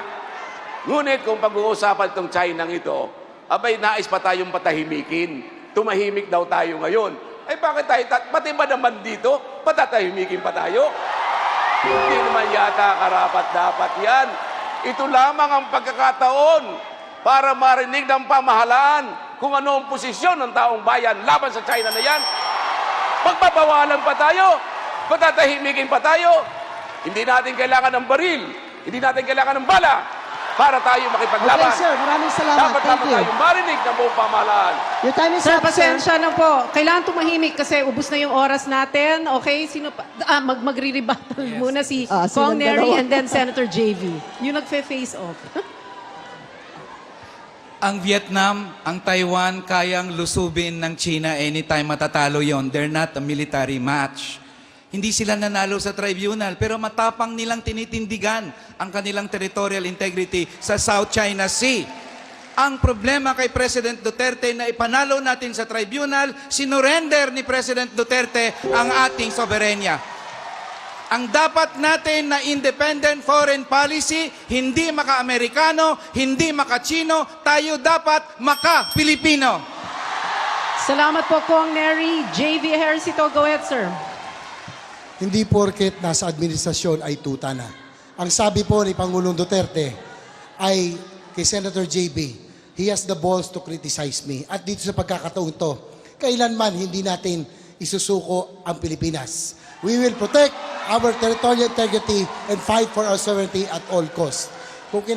Kaya nga po nirerespeto tayo ng Pangulo kahit na ako'y iba ang aking pananaw ay dahil sinasabi ko rin ang katotohanan. Pag tunay kang kaibigan, sasabihin mo ang katotohanan at ipaglalaban natin ang teritoryo natin. Salamat, Senator JV. Magpalamig muna tayo ng ulo ng konti. Let's go to our panelists. Ina Andolong. Just to add to our discussion, isa po sa pinag-uusapan ay yung Chinese vessels in Pag-asa Island. And to put a bit of context to that, Malacanang earlier said that Chinese vessels, and I quote, have no business being there in Pag-asa Island and should go away. But they are still there even after President Duterte told China to lay off Pag-asa Island. Now, President Duterte, as we know, is in China. He raised this matter to Chinese President Xi Jinping. But in the end, both leaders agreed, as both countries have done in the past, to deal with the matter through bilateral negotiations. So my question to both gentlemen, what should the government's next step be given this situation, specifically in Pag-asa Island po? And this will be the last question for this face-off and then we'll go to a break. So, Senator JV, kayo po muna. Naku, napaka-gentlemanly nyo naman. What's the next step? Oh, what is the next step? Kayo na lang po. Yeah. Sa akin, sinasabi ko na po kanina, independent foreign policy. Dapat po igiit natin yan. Duda ako sa bilateral negotiations. Dapat multilateral yan. Tuso ang gobyerno ng China, hindi pwedeng pagkatiwalaan. Kaya ulitin ko, on the issue of sovereignty, tindigan natin yan. President Duterte, on the issue of sovereignty, did not only blink, he closed his eyes and fell asleep. Dapat igiit natin ang teritoryo sa West Philippine Sea. Senator JV. The Senate is the last bastion of democracy. Have faith in the Senate. Ako po bilang tagapagtanggol as Vice Chair of the Committee on Finance in charge to defend the budget of the DILG and PNP. Dapat po yung CCTV camera surveillance systems, Huawei ang gagawa, China po dapat kontrata. Pero hinarangan, kinontra po ng Senado because, believe in your Senate, we are indeed the last bastion of democracy. We will protect the interests of the people. Salamat po, Senator JV. Isa lang, isisingit natin si Florin Hilbay dahil he was part of the legal team, of course, responsible for filing a case against China in The Hague taong 20... Ano nga ba yun? Anong taon na yun? Ha? 2016, July 12, 2016 tayo. Okay. So, ano ho ba, sa inyong pananaw, ang dapat na susunod na hakbang? Hindi tayo pwedeng makahon sa isang bilateral negotiation. Dahil parang isang boxing match between two weight classes, kailangan natin ma-internationalize yung issue. Hindi pwede na hindi natin ginagamit yung ating panalo. Dahil yung ating panalo ang susi para magkaroon ng isang malakas na koalisyon ng iba't ibang mga bansa laban sa China.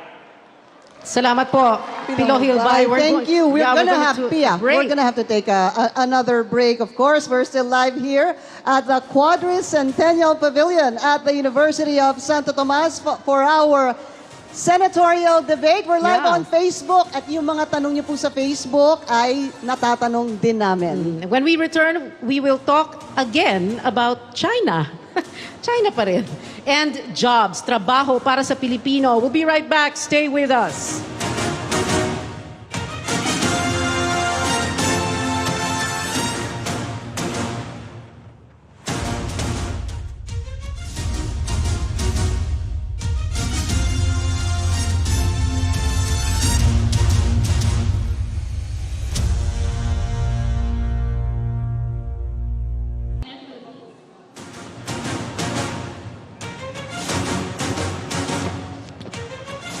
Welcome back. This is the CNN Philippines senatorial debate ahead of the May 13 elections. We are live from the University of Santo Tomas here in Manila. I'm Pio Ontiveros. And I'm Pinky Webb. We're asking now our 11 senatorial candidates questions that matter most to the Filipino people. I'm gonna go, diretso na ako, Pia, para meron pa tayong time. No? Our next question is still on China. General Bato, Pilo? Okay, sir. Magandang picture yun. Okay, it's about China. This time, let's talk about the growing presence of Chinese nationals in the country, which the Senate naman is investigating. May we invite Chel Diokno and Glenn Chong to move up to the podium for our next face-off. Ito na po. Our unemployment rate is 5.2%. As of January this year, that totals about 2.2 million Filipinos who are actively looking for a job but can't find one. That's 2.2 million Filipinos. Here's the question, gentlemen. How do you ensure that qualified Filipino workers are not denied jobs? Let's start with Chel Diokno. I will add to that statistic. You know, among the youth, the unemployment rate is 3 to 4 times higher than the total unemployment rate. So yung talagang nalulugi pag binibigay natin sa ibang bansa yung mga trabaho na yan ay ang ating kabataan. Dapat talaga maayos natin itong problema. There are loopholes in the law that the government is allowing Chinese workers in through that have to be plugged. They claim that, pwede naman yan kasi meron mga regulation na nakakapasok sila on tourist visa and then later bibigyan ng permit. Bakit tayo papayag dyan? That should change. We have to give priority to our people, especially our young people. Dapat sila ang mabigyan ng prioridad sa pagbibigay ng trabaho. Alam niyo, pag sinama natin ang unemployment rate at ang underemployment rate, aabot halos sa 18% ang ating problema. At why are we going to give this to other countries when we need those jobs for our people? So sa immigrations po, sir, no? Immigrations. Okay. All right, Glenn Chong, go ahead, sir. Good evening, ladies and gentlemen. My name is Chinese, but remember, at birth, I am not at liberty to choose my name. But now that I am of age, I am at liberty to choose where my heart will lie. And this heart lies with this country, the Republic of the Philippines. Now, with respect to this influx of Chinese, you can expect me to investigate them. I want these Chinese, if they are not qualified to work in the Philippines, they should be kicked out. No conditions. Under the labor code, meron po tayong mga conditions under which foreign workers may be allowed to work in the Philippines. But if these Chinese are not qualified, they should be kicked out of the country. No ifs, no buts. That's my sternest position on the issue. Right. Maraming salamat. At madaming gustong sumagot dito. I just want to add something, so many people are watching us right now. We'd like to thank everyone watching us. Pia, maraming salamat sa inyong lahat. And ang dami daw nila mga comments o candidates. Galingan nyo pa. Daming comments sa social media. Marami Trending. rin. Yes, that's right. So now, we go next to the people behind. Sino ho? Ang daming Pia, mauna ka kamay na nakataas. Kong Gary, Alejano. The present situation is this government has adopted the quiet diplomacy. That means wala kang sasabihin, wala kang gagawin that will offend China. Kahit yung pagpunta dito sa Pilipinas, nag-hesitate ang lahat dahil China yan. That's the problem kung lumuluhod ka sa China. So ang ating dapat tingnan, makatayo tayo sa ating sariling paa para hindi dapat sunod-sunuran tayo sa China. Example sa Boracay, kinlose natin yan for the purpose na linisin. Pagbukas ng Boracay, nag-increase ng 30% ang businesses sa mga Chinese, including the workers kahit walang mga permits. Na-display sa mga Pilipino, kasama yung mga Ilonggo, Capisnon, Antiqueño, na wala sila ng trabaho na dapat sa kanila. Pinapaabot mo sa akin, nakakalungkot na instead na matuloy yung trabaho nila, nabibigay pa sa ibang mga dayuhan, especially China. And you should remember, 3/4 ng mga nahuhuling nationals sa illegal drugs sa Pilipinas ay Chinese. Salamat po, sir. Before we go to the next candidate to speak, we just wanted to acknowledge the presence of the chairman of the Commission on Elections, Chairman Abbas. Sir, please. Chairman Abbas. Uy, palakpakan niyo si Chairman Abbas. Siya ang COMELEC chairman. Sila po ang nagbibilang ng boto ninyo. All Yeah, right. let's go to Samira Gutoc. Go ahead, ma'am. As a senator, you should question the executive officials saying na tamad ang Pilipino. Hindi tamad ang Pilipino, skilled ang Pilipino. We are skilled and we have to fill up the vacancy that is provided right now in the country. Ang daming walang trabaho. We have to protect our labor force. Preferential treatment has to be reminded. And no contract should say that ang mason, ang karpentero ay Chinese. We need Filipinos to be carpenters. Ano ba naman yung insulto? Hindi ba tayo marunong magmason? Good point that Samira Gutoc brought up. We're going to ask Dindo Manhit to weigh in on this. How skilled are our Filipino workers? Dindo. Thank you for... Hello? Go ahead. Hello. Thank you for bringing that up, Ms. Samira. It brings to mind millions of Filipinos or overseas Filipino workers being hired all over the world. It just speaks of one thing, that these are qualified and highly skilled Filipinos. And when you look at data that shows that 47% of Filipinos, in terms of most urgent concern, is income or livelihood. And another 43% says they want job. It makes you think, why are we opening the country to foreign workers when there are enough Filipinos who are skilled and qualified to work? So I'm hoping that maybe we should ask ourselves, why do we need Chinese workers at all? Yun ang tanong. Isa-isa, maybe, the question is, do we need Chinese? Why do we need Chinese workers at all? I think that would be a good question for the other candidates who want to speak, but we're going to go first to Raffy Alunan, sir. Can you take that question from Dindo? Why do we need Chinese workers at all? I agree with everybody. We don't need Chinese workers here because we have a large unemployment rate. And many of our regions are very poor, especially Muslim Mindanao. There's Eastern Visayas. There's also the Cordilleras. What we need to do is improve our education so that our people become employable. We should also revive our agriculture, our manufacturing, and our tourism so we can get as many jobs as possible and livelihood opportunities. Okay? Now, one thing. I'd like to add one thing. In our education, we should be multilingual. We should know Chinese, we should know Japanese, we should know English so that we can take the place of these people who are taking out our Filipinos and Filipino Chinese here in our own country. If you go to Binondo, marami ho nagagalit na mga Filipino-Chinese natin, mga Chinoys, sapagkat tinutulak sila ng mga mainline Chinese. If we have enough Filipinos speaking in Chinese and in other languages, we'll be able to prevent foreigners from working in our country. Maraming salamat. Salamat po, Sec. Raffy. There were other hands up Erin down here. Tañada. Maliwanag po na ayaw natin ng mga magnanakaw. Bakit pinapayagan ng ating gobyerno na nakawin ang ating mga trabaho? Yan ang hindi po natin alam.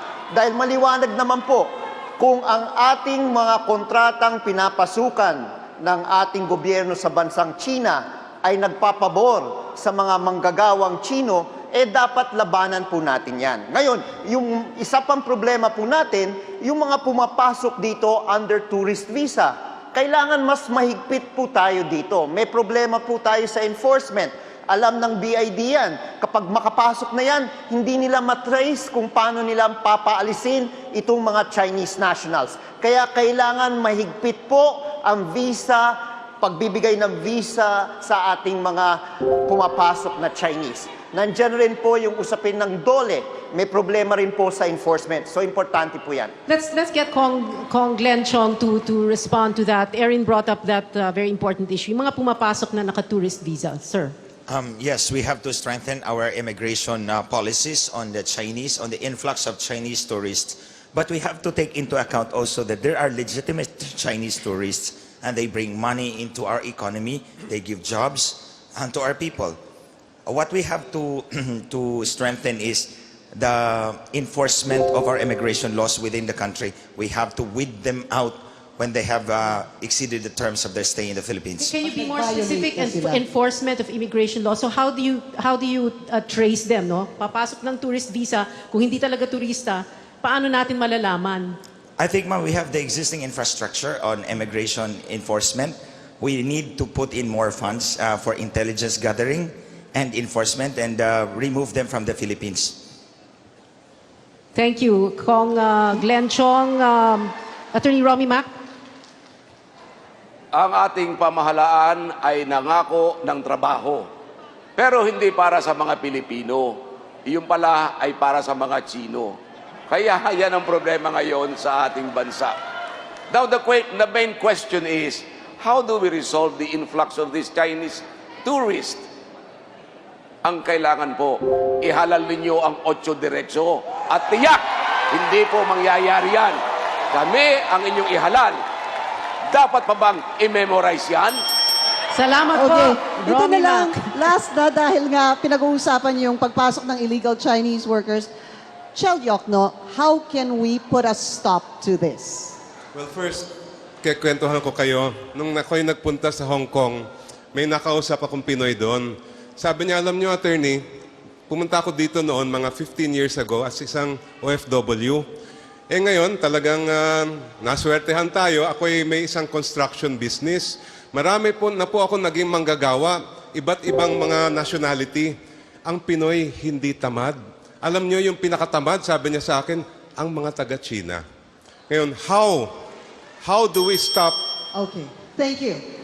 Chel Diokno and Glenn Chong, thank you. Maraming salamat. You can go back to your seats now. Maraming salamat sa inyong dalawa. We're going to go to a very brief break. This is a CNN Philippines special presentation. When we return, the topic will be the government's war on drugs. Please stay with us. We'll be right back.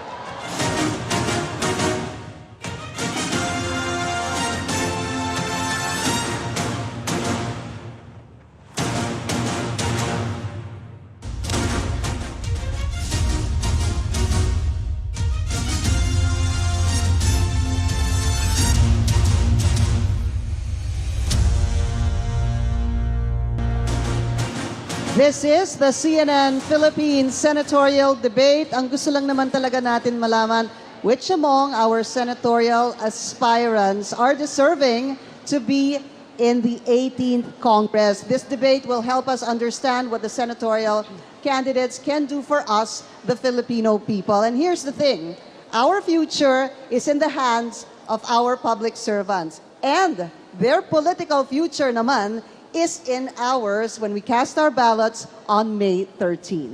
Before we go further, we'd like to acknowledge the presence of several VIPs, VVIPs, very, very important persons. And these are Reverend Father Dexter Austria, OP. Father, Please, and Reverend Father Louis Coronel, OB of the University of Santo Tomas, maraming salamat po for hosting our CNN Philippines Senatorial debate. Ang ganda po ng pavilion ninyo, I must say. And also, we would like to acknowledge the presence of the Chair of the Parish Pastoral Council for Responsible Voting, Myla Villanueva. Myla, thank you very much for being with us today. Everybody, Thank you. Yung iba sa inyo, nag-volunteer sa PPCRV, alam po natin kung gaano ka-importante at kahalaga ang contribution nila tuwing eleksyon. All right, now, we're going to go on with this debate. No? Siyempre, ang pag-uusapan natin ngayon yung war and drugs. The question here is, can our senatorial candidates file and pass legislation that will keep Filipinos safe? That is one of the themes of today's debate, and we're going to talk about, like we said, this very controversial war on drugs. So we're going to be asking General Bato, Dela Rosa, and Dean Chel Diokno to please come forward to the podiums for this face-off. Parang uupo na ako. Tayo ka na dyan. Upo na rin ako.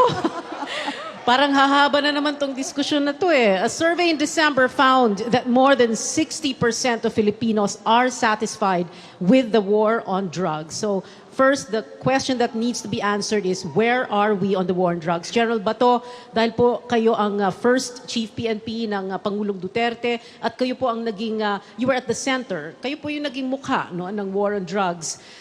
Can you give us your assessment? Well, kung sabihin mo, where are we now?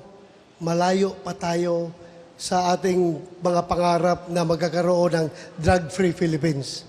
Malayo pa. Pero, ikumpara mo sa previous na mga administrasyon, malaki na po ang nangyayari. Noong, ang diferensya, bibigyan ko kayo ng diferensya. Itong panahon ni President Duterte, meron pa rin droga. Pero ang droga ay imported galing sa China. Sir, ito po ba yung... ganito. Pero noong panahon ng ibang presidente, before President Duterte, ang droga ay hindi na-import. Dito mismo ginagawa sa Pilipinas. Yung malalaking drug laboratory, Cebu laboratory, ang dami. Kaya nung pagpasok namin, giniba namin lahat ng Cebu laboratory. Kaya wala nang nagpo-produce ng Cebu dito. Ini-import na lang sa China. So yan ang malaking diferensya. Napakalaki po. Ini-import, sir. Ito po yung mga dumarating dito, naka-magnetic lifter, yung mga, sir, pati yung mga blocks of cocaine that are found floating at sea? Well, huwag nating isama yung, totoo yan, nangyayari dito sa atin, pero alam mo, hanggat hindi magkakaroon ng napaka-exhaustive investigation, we cannot come up with a conclusion about these blocks of cocaine. Okay. Puro tayo mga haka-haka lang kung anong nangyayari dyan. Okay. Sir, briefly, sabi po ninyo, malayo pa po tayo. Ha? Malayo pa. No? Before Malayo we can say pa. this is a success. Because? Malayo pa. Because? Because meron pa rin droga, nakakapasok. Okay. Alright. Alam mo paano yan para matakot na magpapasok ng droga dito? Ha? Ibalik natin ang death penalty para sa mga drug traffickers. Okay, Tingnan natin. Oo. Tingnan natin. Okay, wait ha. Ibang topic po yan mamaya. Babalikan po natin. Sandali lang po.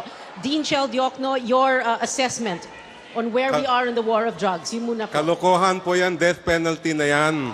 Sir, This is not... Sir, I'm sorry. We'll talk about the death penalty later po, but can we just focus first on the war on drugs? If we An want to assessment of stop where the it war is. on drugs, then we have to be sure and certain that those who are doing this get punished. The big problem is, ang tinitira nila ay puro mga maliliit na pusher. Ang tinitira nila puro mahihirap. Nasaan ang mga drug lord? Ito ang tanong ko. Drugs cannot operate in this country unless it is organized. Alam natin na pumapasok dito ang mga cartel. Ma-identify natin yan dahil hindi gagalaw ang droga kung hindi rin gumalaw ang pera. Nasaan ang AMLA? Nasaan ang mga ahensya ng ating pamahalaan? Ba't hindi nila binubuksan ang mga account ng mga drug lord na yan? Alam nila, alam ng ating pamahalaan kung sino yung mga yan. Ang totoo, takot, hindi nila kayang labanan yung mga drug lord na yan. Kaya ang tinitira, puro mahihirap lang. May rebuttal muna si General Bato. Dapat kasi, bago kayo sumausaw sa war on drugs, alamin muna ninyo yung istruktura ng drug syndicate. Ang istruktura ng drug syndicate ay pyramidal in shape. Pyramid na ang sa dulo, kukunti lang yung mga drug lord, mas marami ang mga nasa baba na mahirap. If you wage sa war on drugs, you cannot be selective in implementation of justice. Hindi mo pwede sabihin, hindi natin yan trabahuin dahil mahirap lang yan. Unahin natin yung mayaman. Hindi natin pwede sabihin, unahin ang mayaman, mamaya na yung mahirap. Pag sinabi mo war on drugs, ratsada yan lahat, tatamaan dapat. Okay. Ang rebuttal... Wala kang pipiliin. Ang rebuttal, pasensya na, Chel, ay sige, Attorney Romy Mac, tapos si Erin Tañada. Go ahead, sir. Rebuttal. Alam nyo mga kaibigan, nakakatakot yung sinabi ni General Bato na malayo pa tayo sa resolution ng war on drugs. Kawawa naman yung mahigit at 20,000 na pinatay, biktima ng EJK. Kung malayo pa tayo para masugpo ang war on drugs na ito, itong drug problem, ilang libo pa ang dapat patayin para lamang masugpo yan. Yan ba ang kinakailangan natin? Katapos sasabihin, kailangan ng death penalty. Wala pa ba tayo death penalty sa panahon ito? Thank you, Attorney Romy Mac. Teka, sasagot Bato. muna si General Bato. Alam nyo kasi... Sir, sandali lang po. Sir, sandali lang po. Again, an appeal to the audience. An appeal to the audience, please. Silence first. Please listen to everyone. General Bato, you have 30 seconds again. Alam mo kasi, Atty. Macarumi, doon lang kayo nakatutok, naawa lang kayo doon sa mga nangamatay na puser. Hindi ninyo titinay kung ilan ang mga nagiging biktima nito, mga puser na ito, mga inosente, mga bata, mga ni-rape, mga bata na pinatay, ni-rap nito mga tao na ito. Hindi nyo binibilang. Doon lang kayo nakabilang sa mga masasama na namamatay. Okay. Let's go to Samira Gutoc.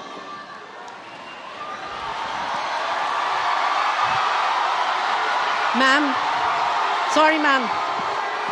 Lalapit lang kami ng konti. Okay. Sir Bato, Sir Bato, ang problema po, sir, yung drug prevention programming natin, nabigyan ba natin ng budget? Yung ating badak, yung ating mga barangay drug councils. Nauna tayo, sir, sa killing before prevention. So ang aking problema, sir, strengthen, before makisawsaw ka, sir, sa war on drugs, sawsawan mo muna yung strengthening the pillars of justice system. Thank you, Ma'am Samira. Alam nyo,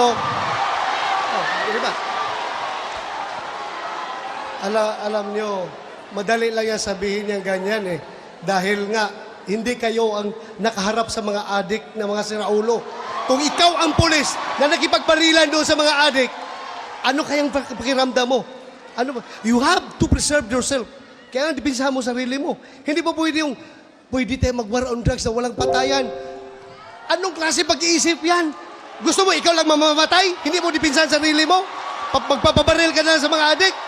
Hindi pa pwede yan. Kailangan i-enforce natin ang batas. Kailangan. Kasi, hindi tayo mag-war on drugs. Nasaan na tayo ngayon kung hindi nag-launch si President Duterte ng war on drugs? Baka lahat ng kabataan natin ngayon, mga sumbi na, naglalakad sa kalsada, na siraulo na. O kaya nagiging... Time is up, sir. Salamat po, General Bato. Nagiging narco-state na tayo. Okay. Zero. All right, one last Hilbay. comment from Pilo Hilbay, and since Glenn Chong is raising his hand, we'd like to hear from him also. Pilo Hilbay and then Glenn Chong. General Bato, walang problema ang mga Pilipino sa war on drugs. Ang problema ng mga Pilipino ay yung sa walang saysay na patayan. Sa lahat ng sinabi mo, ang ibabalik ko sa iyo ay ang sinabi ng Pangulo mismo. The problem on drugs has worsened. Pagkatapos ng maraming patayan, pagkatapos ng teorya ng patayan, ang problema ng droga mas matindi pa ngayon. Your war on drugs has failed. All right. Sir, sandali lang po. Ibat mo na ako. Yeah. Sir, sandali lang. May add lang. We will just add something. Kasi yung kanina, may nabanggit po tayong isang survey na 95%, very supportive of the war. 95%. I'm sorry, 60% supportive of the war on drugs. Pero, yung 95, yung they 95, want captured. Yes. Pero yung 95% want suspects arrested and they want them alive. Parang buhayin po natin. So, But sir, very calmly, let us... Paano ako magkakalma?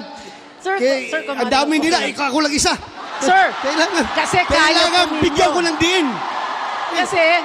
Wawalo sila, ako lang isa.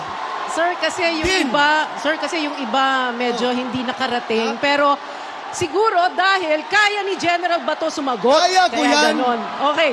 Ang taong walang tinatago, hindi natatakot sumagot. Sige, sir. Sige. Go ahead. Okay.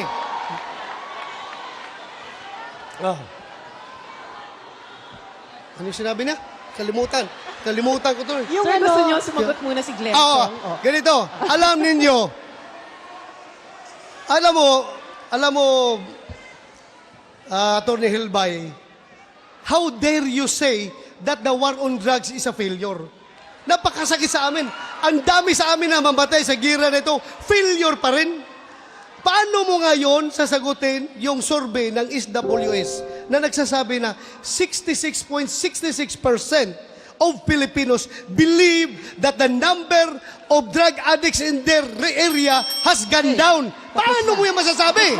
Thank you. Thank you, sir. Okay, puntahan naman natin. Kainumin mo. We are going to go to Glenn Chong. We're gonna have to go to Glenn Chong now. Siguro kasi nag-evolve na.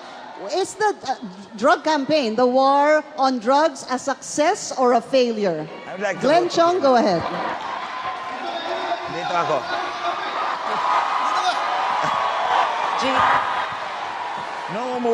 Nung umuwi po ako sa amin sa Cebu, sumakay po ako ng metered cab. Dumaan kami sa port area. At ang sabi po sa akin ng driver, sir, dati walang nakakadaan dito. Puro namamatay. Dahil yung number 1 poser dito, pumapatay talaga ng hold up. Pero nung namatay po ang poser na yon, this neighborhood has become peaceful and silent. Kahit yung mga tao, nakakapaglakad na po sila. Kahit sa gabi. I'm just stating what I heard from first hand sa isang taxi driver. Time is up, Kasi sir. totoo yung sinabi ni General Bato. Glenn Chong, your time is up. But we're going to listen also to JV Ejercito, Senator JV. Sir, kasi hindi po kayo nag-iisa. Marami po kayong kasama. Okay. As I always say, believe in your Senate. The Senate as the last bastion will always protect human lives. Alam po ni General Bato nung kamakailan, nung isang taon, yung pong Oplan Double Barrel, dahil very controversial, ay tinanggal po ng Senado nung budget briefing. Kaya nga po ngayon, ang operation ng drugs ay bihira na yung talagang sinatawag ng EJK. Madalas kasi nasama na rin po ang media. So hindi po papayagan ng Senado ang ganon. Okay. May isa pa pong, sandali lang po, may isa pa pong kakampi si General Bato, si Raffy Alunan. Siya po naging DILG Secretary nung panahon ni FBR. Sir, go ahead. Ito lang po masasabi ko. Noong 1995, sinabihan ako ng Drug Enforcement Agency sa Amerika that we're watching the Philippines closely because narco-politics is setting in. If you don't stop it, you'll become a narco state. 2016, 2019, ang tanong namin during the past 3 years is, ano nangyari? At ang laki ng sunog.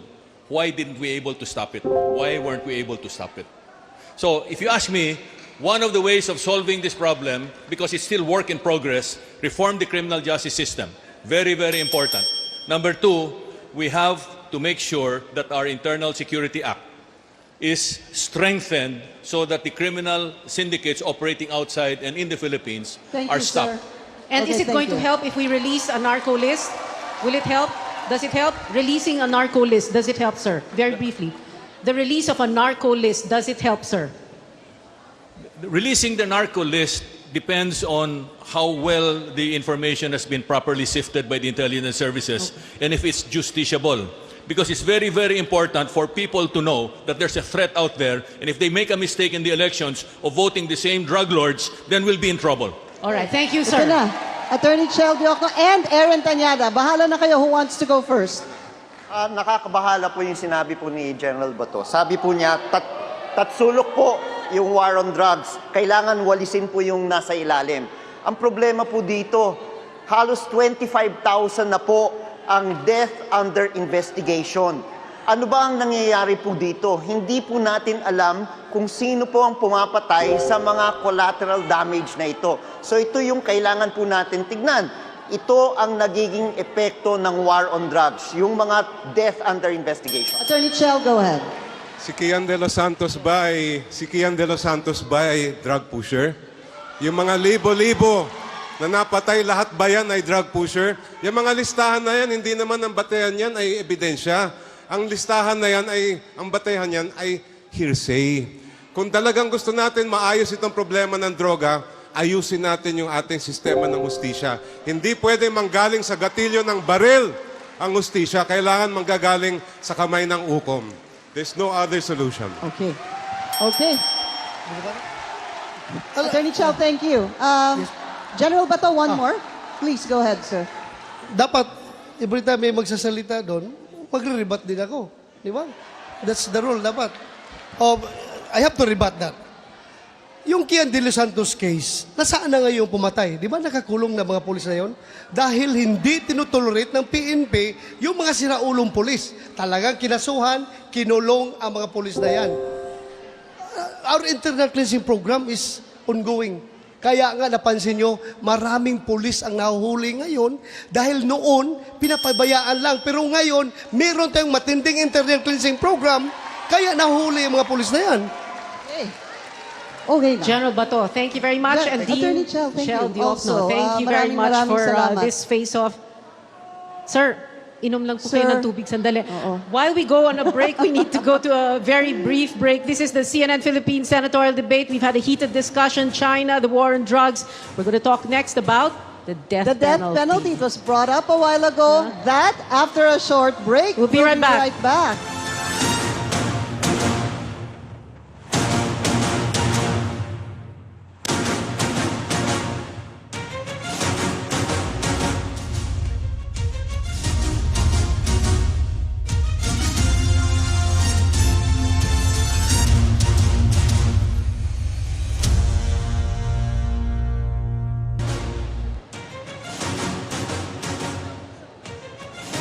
Welcome back to the CNN Philippines Senatorial Debate. We have 62 people running for senator in the May 13 midterm elections. I'm Pia Ontiveros. And I'm Pinky Webb. Pia, we have 11 of them here on stage sitting side by side.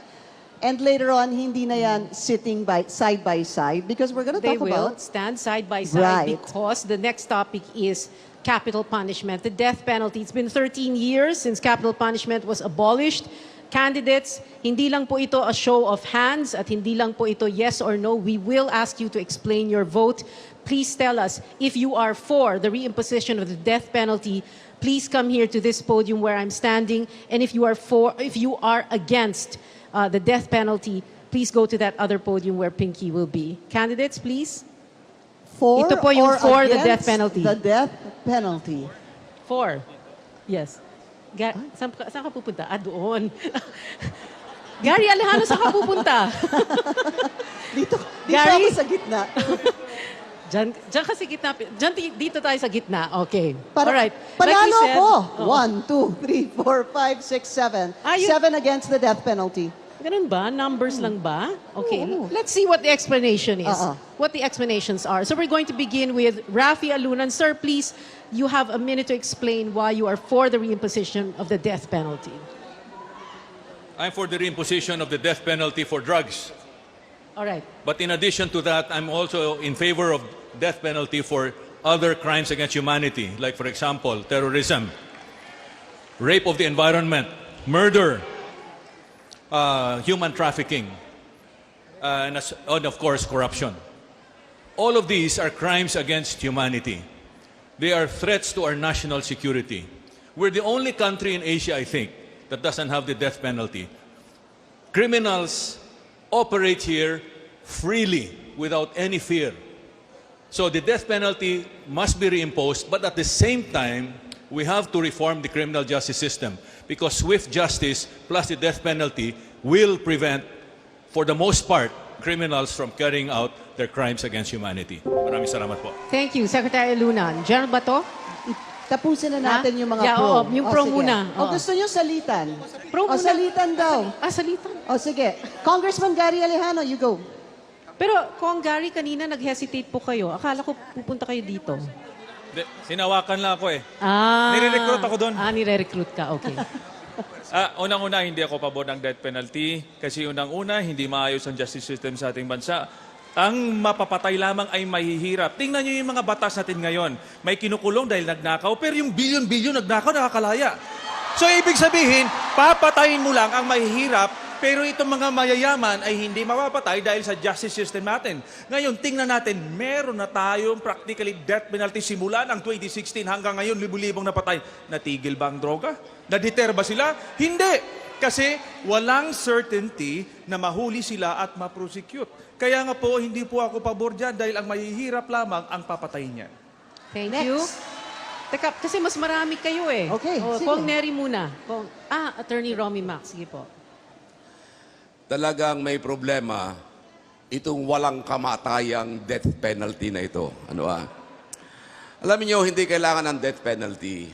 Ang kinakailangan natin ay proper implementation of the law. Hindi yung severity of punishment, kundi paano ini-implement ang ating batas sa ating bansa. Kung talagang madali ma-implement yan, walang problema. Nakita mo naman tayo, pag tayo pumupunta sa ibang bansa, sumusunod tayo sa batas. Pero bakit dito hindi sumusunod sa batas? Dahil mabagal ang ating hustisya sa ating bansa. Katunayan, kahit sa report ng Amnesty International, mahigit na 100 nasyon na dating may death penalty, inalis na nila ang death penalty na yan sapagkat maging sila'y naniniwala na hindi yan katibayan na mawawala ang mabibigat na krimen sa ating bansa. Kung ikaw ba'y ang mga salarin ba rito sa ating bansa ay nag-iisip man lang ng death penalty, hindi nila iniisip yan dahil mahina ang ating justice system. Thank you, sir. Romy Mac. Balik po tayo dito sa 4, the reimposition of the death penalty. General Bato, Dela Rosa. Sa akin, ang reimposition ng death penalty ay hindi para sa lahat. Ako, dito lang ako sa pinaka-urgent na issue na kailangan ma-address natin. Ito lang death penalty ko ay para lang sa mga drug traffickers. Dahil alam natin, sinasabi ni Gary Alejano, totoo yun. Ang nabibita yung mga mahirap dahil walang pambayad sa kaso. Pero dito tayo ngayon magkukonsentrate sa mga mayayaman. Ito yung mga tao na nagpapabaha ng shabu sa ating bansa. Ito yung mga tao na nagpapayaman at expense sa ating mga kabataan. Kaya nga sabi nila, Bato, dahan-dahan ka dyan sa yung death penalty dahil ma-turn off sa'yo yung church, lalo na yung Catholic Church dahil pro-life yan. Sabi ko, ako ay isang Katoliko. Hanggang mamatay ako, hindi ako magpapalit ng aking reliyon. Katoliko ako. Pero ngayon nakikita ko na we are now at the crossroads on making the right decision. Kung kaninong buhay ang dapat natin isasalba. Ito bang buhay na isang konbiktadong Chinese drug lord o buhay ng libu-libong kabataang Pilipino na nasisira kinabukasan dahil sa illegal na droga? Pumili na tayo. Okay, Salamat next. po. General Bato. Hilbay. Go ahead, sir. Ang death penalty po ay isang maingay pero mababaw at walang kwentang sagot sa isang malalim na problema. Kahit 10 beses mong patawan ng death penalty ang drug lord, kung hindi mo naman inuhuli, kung hindi mo naman nahuhuli, walang kwenta ang death penalty mo. Ang solusyon po sa problema ng kriminalidad ay ang isang efficient, predictable and affordable na justice system. Para lang po yan yung mga driver dito sa Manila at sa Subic. Sa Manila, kung ano-ano po ang sistema ng pagdadrive. Pero pagdating natin sa Subic, takot na takot tayo dahil alam natin na mahuhuli tayo. Ganyan din po ang death penalty. It's the predictability of the punishment that deters the crime, not the severity of the penalty itself. Salamat po. Pilo Hilbay, thank you. O, isa pa. Congressman Samira Gutoc. Sige. Sir Bato, what death penalty are you talking about? You're already doing death penalty outside. Death penalty, namamatay yung tao sa labas. Riding in tandem, pumapatay ang mga tao. Recklessly, ma'am. Sorry, it's true. I don't know if you live in Mindanao and Makati and NCR. Namamatay po yung mga tao. Yes po. Totoo yun, namamatay sila. And you don't even have a surveillance by which you check if it's true yung data. na binibigay natin. No to death penalty because we know, Sir Bato, kaharap namin ang mga biktima. Humaharap po kami sa rehas. Humaharap kami sa mga pamilyang umiiyak. Wala kayong survivorship fund. Walang imbestiga sa mga pulis na guilty. You do not have zero investigation. No to death penalty. Thank you to Samira Gutoc. Yeah, We'll go we'll to the get other side Glenn, now. Glenn Chong first, and then I think magre-rebuttal si General Bato, but Glenn Chong first. Go ahead, sir. We propose a death penalty that is only handed by the courts, not by any person outside of the judicial system. We propose a whole reform, a whole package of reforms in the justice system na mapabilis po ang paggulong ng hustisya upang maging epektibo po ang ating justice system. The death penalty is only an option for the state for the most incorrigible of criminals. That is why I reserve only my support for the death penalty only for plunder, ito mga magnanakaw ng mga politiko. For election sabotage, ito magnanakaw ng ating mga boto. For heinous crimes committed by persons in authority and for drug trafficking. So ito po ang apat na crimes that I'm willing to support to give an option to the state for the most incorrigible of criminals. Yung wala na talagang pag-asa. Bakit tayo gagastos na pakainin at buhayin ang mga walang pag-asa at pabigat lang sa bayan? Maraming salamat po. Salamat po, Congressman Glenn Chong. You're next. Tingnan po natin yung ebidensya. Nung meron tayong death penalty noon, bumababa ang crime rate for heinous crimes. 8 ang na-execute nung panahon nila Ramos at ni Erap, pero hindi bumaba ang crime rate. So hindi deterrent ang death penalty sa pagsasagawa ng mga krimen. At mismo, ang ating Korte Suprema, People versus Mateo, 2004, anong sinabi ng ating Korte Suprema? 70% ng nabigyan ng death penalty, nagkamali pala ang trial court. Nung panahon na yon, may 1,000 na nasa death row. Ang ibig sabihin, yung 700 dun sa 1,000, hindi pala dapat nabigyan ng death penalty. Isipin nyo, kung na-execute lahat yon, ay mali pala. Hindi pala dapat hindi pala sila nabigyan ng death sentence. Mababawi pa ba natin ang buhay nila? Hindi na po. Sa aming pag-aaral, ang talagang natatamaan at nagdudusa sa death penalty ang mahihirap. Attorney Chel, thank you. Congressman Neri Colmenares, sir. You're next. Ang isang problema po na ako sa aming mga kasamaan sa Kongreso, ang solusyon nila palagi sa problema, penalty trap, katulad ng death penalty. Ang problema, hindi naman swift and sure ang justice system kasi. Ang solusyon, swift and sure ang justice system. Na kahit 5 taon, 10 taon lang yung kulong mo, pero sigurado ka, 99% makukulong ka, yan ang tunay na deterrence. Pero, kung hindi naman swift and sure ang justice system, pwede mong bayaran si pulis, si piskal, si judge. Minsan, ma-appoint ka pang advisor ng presidente. Ang drug lord ay tuloy ang droga. Yun po ang problema. Kaya ang solusyon, Mr. President, economic dapat ang solusyon. Iangat ang buhay ng mamamayan para wala nang mag-i-involve sa drug pushing at lalabanan natin ang drug lord. Huwag doon sa addict, doon sa drug lord. Maraming salamat po. Senator J.V. Ejercito. At present, the Philippines has become the hub for international drug trade because of 2 things. One, our coastline is vast. We have 7,100 islands. Mahirap po bantayan ang ating pong coastline. Pangalawa, we are only one of 2 countries in Asia that repealed death penalty. Kung kaya't ako po ay reconsider death penalty only for high-level drug trafficking until mag-normalize ang ating pong sitwasyon. Noong nandun po si General Bato, naalala ko, siya po ang head ng Bucor, may isa pong revelation, ang isang Chinese drug trafficker. Kaya daw sila hindi natatakot dahil walang death penalty sa Pilipinas. Kung meron ka cellphone, pwede ka pang magnegosyo, buti na lang noong panahon niya, binan niya na ang cellphone. Kung doon pumunta ka sa Thailand, Malaysia, Singapore, Indonesia, pipirma ka ng immigration card nakalagay, death to all drug traffickers. If only to be a deterrent. Yun lang ang gusto ko makita for the government to say, we mean business in fighting against drug traffickers. Salamat, Senator J.V. Ejercito. 7 of our candidates tonight are not for the reimposition of the death penalty. We still have Erin pa pala. Yeah, we still have Sorry? Erin Tañada. Okay. Erin, go ahead. Hindi mo na ako pinapansin, ha? Sorry? Sorry. Hindi, Ako tapos ka na. Again, paulit-ulit lang po tayo dito eh. Yung certainty of arrest, certainty of judicial prosecution, certainty of punishment ang kailangan. Ang problema po, ang nagiging patakaran po, ang tinitignan po ng ating mga kapulisan ay yung arrest aspect lamang. Pagkatapos pag sinampa yung kaso, hindi na po sila nagpa-participate, no? Merong problema sa chain of custody of evidence. Kaya nadi-dismiss yung mga kaso. Ito yung mga nagiging problema po natin. Pangatlo, importante po, merong mga international commitments po tayo na tayo po ay pumirma. Kailangan i-uphold rin po natin yan.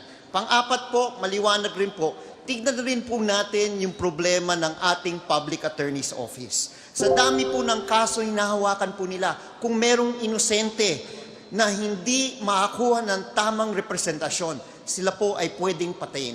Kaya ito yung problema po natin. Thank you. Salamat po, Kong Erin Tañada. Let's have all the candidates take your seats first. Relax ng konti because we need to take a very brief break. This is the CNN Philippine Senatorial Debate.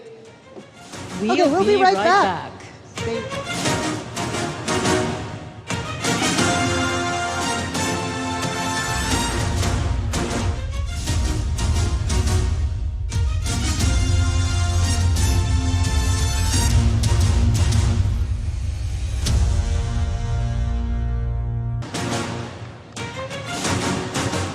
Welcome back, everyone. We are here today because we believe that a political debate is a very important tool for a working democracy.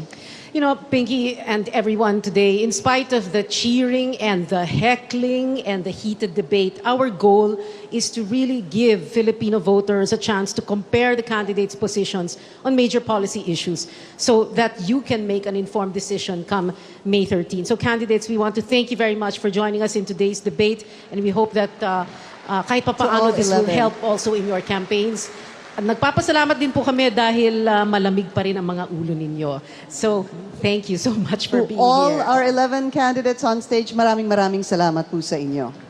In a fully functioning democracy, the three branches of government are separate and co-equal. Our next question is addressed to the following: Raffy Alunan, JV Ejercito, Glenn Chong, and Bato, Dela Rosa.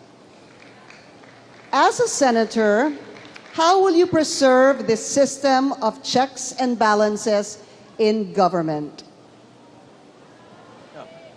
Let's go to Raffy Alunan first. It's very simple. In the Senate, I will exercise legislative oversight. I will look at the performance of the executive branch and determine whether they're properly implementing the laws that we passed. And if there are problems in the implementation, that's when we have committee hearings to figure out what's wrong so that we can fix the problem if the problem is in legislation. If the problem is in the executive branch, then we will have to lean on the executive branch to do much better. Thank you, sir. Senator JV Ejercito, you're next.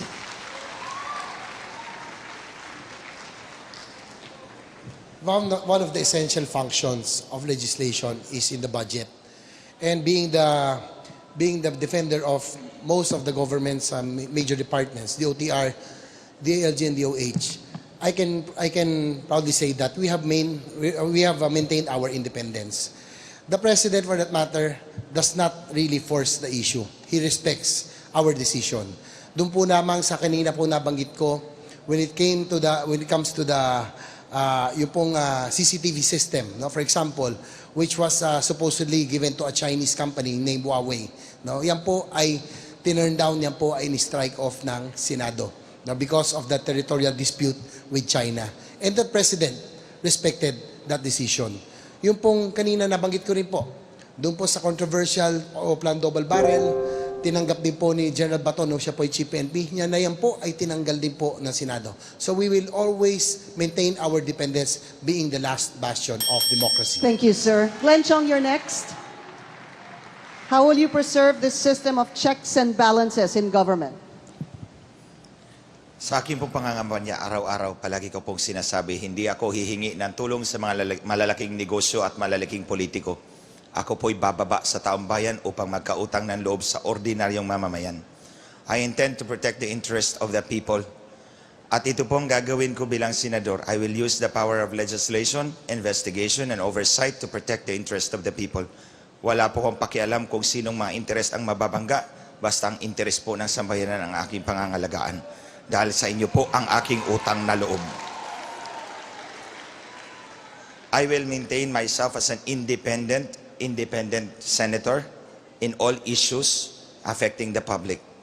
At bala ko po, hindi po ako makikipagkompromiso sa kahit kapwa ako po senador. Ang tangi ko lang pong gabay ang interest ng taong bayan na siyang pamangalagaan ko. At yun ang papangako ko po sa inyong lahat. Thank you, sir. Last, General Bato de la Rosa. Unang-una, klaruhin ko. Ako'y tumakbo ng pagkasenador dahil gusto kong suportahan ang mga programa ni President Duterte. Hindi ibig sabihin, malaki po ang diferensya sa dinidiktahan at sa kayo nagko-cooperate. Kung magiging cooperative ako sa executive branch of government, hindi po yan sinasabi na dinidiktahan ako. Pero huwag po kayo mag-alala. Alam niyo, my loyalty to my party ends when my loyalty to the Filipino people begins. Yun lang po. Salamat po, General Bato. A reminder to the audience, please behave. You know, may I just say, in 2016, ma'am, please, may I just say, in 2016, we asked security to escort some people out. All right? So please, like we said, please show respect to all the candidates. Thank you very much. Let's move on. Let's just quickly review the role of the senator. No? That is to create, amend, or repeal laws. And as has been repeatedly said by some of our candidates today, they have the power of oversight. So for our candidates, Romulo Macalintal, Samira Gutoc, Erin Tañada, and Neri Colmenares, this question is for you. Do you think the office of the president has too much power? Attorney Mac, kayo po muna. Hindi natin masasabing too much power ang isang Pangulo. Sapagkat ang mga power ng Pangulo o ng sino man sa mga elected officials are properly defined sa ating saligang batas. Hindi yung mga powers na yan ang problema. Ang problema natin, grave abuse of the exercise of these powers. Kapag ka nagkaroon ng pag-aabuso sa katungkulan, yan ang dapat nating ipinaglalaban. Grave abuse of power. Paano mo matatanggal sa Korte Suprema ang isang Chief Justice ganung wala namang katibayan na maaari siyang matanggal sa pamamagitan ng isang co-warranto proceedings? Kami mga abogado at lahat ng abogado ay naniniwala hindi mo pwedeng tanggalin ang isang Chief Justice sa pamamagitan ng co-warranto kundi sa pamamagitan lamang ng impeachment proceedings. So it is not really enumerating the powers, but understanding if the powers are being abused by the powers or authorities. Thank you po, Attorney Romy Mac. Next po, Samira Gutoc. There is overstretch of power when martial law is declared on one part of the country in Mindanao. There is overstretch of power when journalists are arrested. There is an overstretch of power when local governments are afraid to host the OTSO DIRETSO in their locations. There is overstretch of power when there is fear and judges are killed, lawyers are killed, civilians are afraid to go out in the streets. Sorry, Sir Bato. They are afraid riding in tandem. Dumami po. Galing lang ako sa Commonwealth. We have gone to the streets as NGO workers, as volunteers. There is an overstretch of power when we do not question his rape jokes and statements against women. Silence. Silence of the public means there is an overstretch of too much power by our executive, the president. Thank you, Samira Gutoc. Before we go to Erin Tañada and Neri Colmenares, may rebuttal lang si General Bato de la Rosa, sir.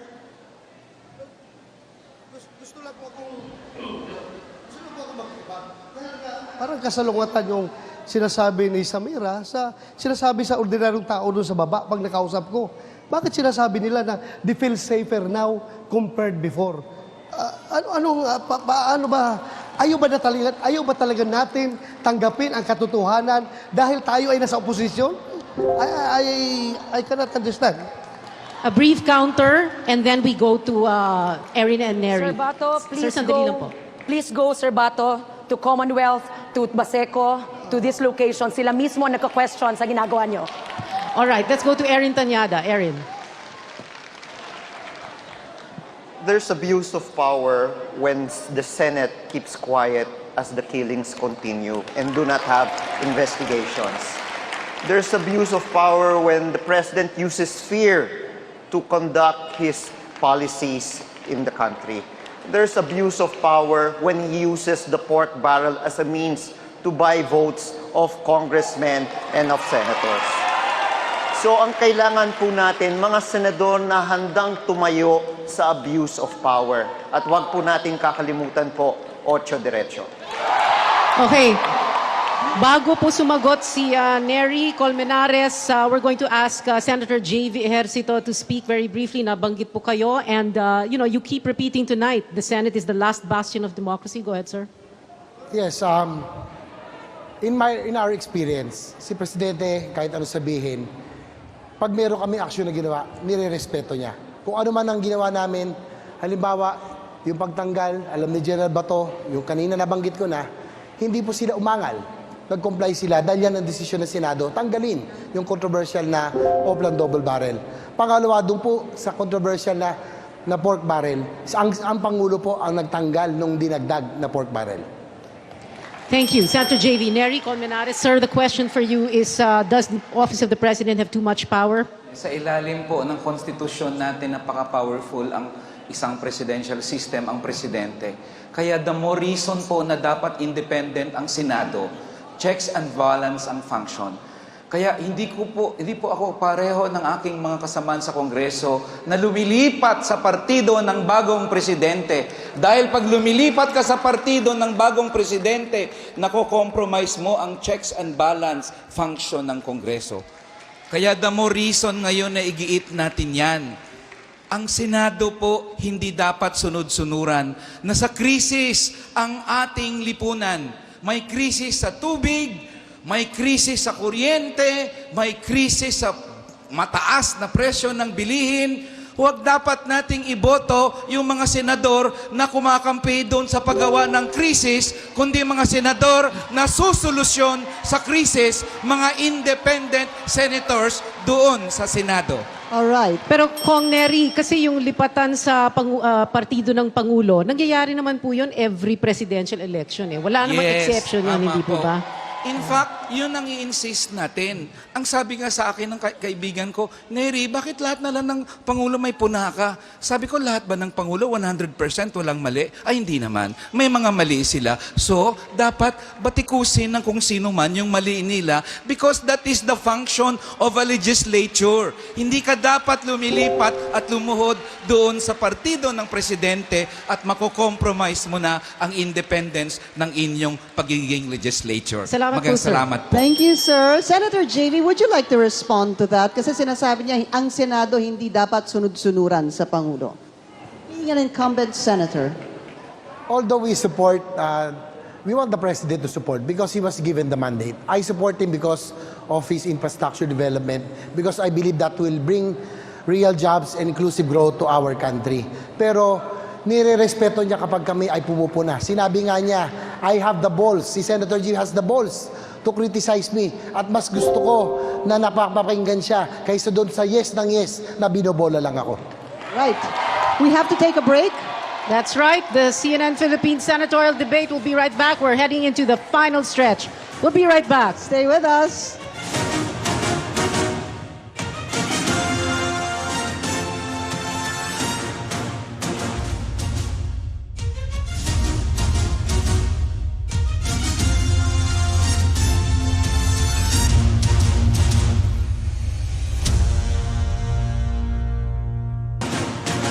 This is the final stretch of the CNN Philippines Senatorial debate ahead of the May 13 midterm elections. We have 11 candidates here on stage and we are going to ask them one final question. Yes. Okay. And we hope na nakatulong lahat ng topics at sagot nila sa inyo nakatulong to, give a little bit, shed more light into what they will do in case they make it to the 18th Congress. So this question is going to be answered first by Erin Tañada, then we're going to go down the line.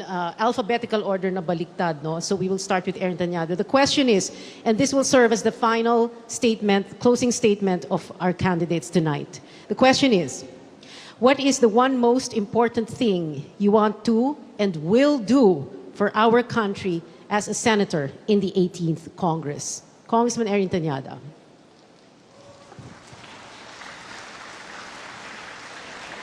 Maraming salamat po. Alam po natin ang araw ng halalan ay isang araw kung saan pantay-pantay po ang mga mahihirap, mga mayayaman. Ang kailangan po natin hanapan ng solusyon ng ating bayan. Solusyon sa kahirapan. Ang kahirapan po ay makikita po natin sa ating mga magsasaka, mangingisda, manggagawa. Kailangan po natin taasin ang kanilang kinikita. Alam naman po natin ang mga magsasaka ang pinakamahirap na trabaho sa ating bansa. Sila na nga ang nagpapakain po sa atin. Pero sila rin po ang pinakamaliit na kinikita dito sa ating lipunan. Ganon din ang ating mga mangingisda. Kailangan hanapan po ng solution. Unang-una, sa coconut farmers, kailangan ipasa na po ang paggamit ng Coco Levy funds. Sa usapin po ng mga magsasaka sa palay, alam naman po natin bumabagsak po ang presyo ng palay.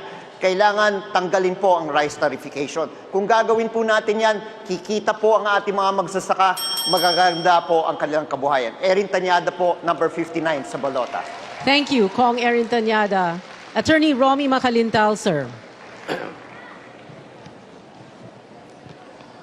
Mga kaibigan, mga kababayan, alam po naman ninyo na malapit na ang halalan. Narinig ninyo ang aming mga posisyon sa iba't iba mga issues. Siyempre naman ang aking plataforma para sa ating mga senior citizens, mga discount social pension na dapat matanggap nila. 30% na discount pagdating ninyo ng 70 years old, 40% na discount sa mga gamot pagdating ng 80 years old, at 50% na discount pagdating ninyo ng 90 years old pataas. Senatorial law, 100,000 every year, dapat itaas yan. Dapat 200,000 pesos every year, kayang-kaya yan, sapagkat ilan lang ba naman ang darating ng 100 years old para may nag-aalaga kay lolo at kay lola ninyo. At tanda ninyo, tatanda at lilipas din ako. Ngunit may mga batas akong gagawin para sa inyo doon sa Senado. Romy Macalintal, number 41 sa balota. Salamat po, Attorney Romy Macalintal. Up next, Pilo Hilbay. Magandang gabi po sa inyo. Ang ating bayan ay maharap sa isang krisis ng konsensya. Ang mga magnanakaw, nakabalik na. Ang mga sinungaling, pumapayagpag. Ang halaga ng buhay ay bumagsak na po. Uso na po maging traidor sa ating bayan. Ako po, si Pilo Hilbay, isang ordinaryong mamamayan. Ang aking pangarap, good governance. As a senator, I will show everyone that good governance is not an impossible dream. Thank you and good evening. Thank you, sir. Ma'am Samira Gutoc, go ahead. Ang biktima ng tokhang, ina, bata. Ang biktima ng train law, ina, bata. Ang biktima ng martial law, ina, bata. Because the conflicts, victims are women and families. Samira Gutoc po ay tumitindig para sa mga taong walang boses, hindi makakarating sa Manila, walang mikropono. Kailangan tutukan ang mga kababaihan na binabastos, ang mga batang ginagawang orphans. No survivorship funds, ma'ams. You say no survivorship funds, hindi linagay. Tinokhang pinatay, wala namang survivorship funds.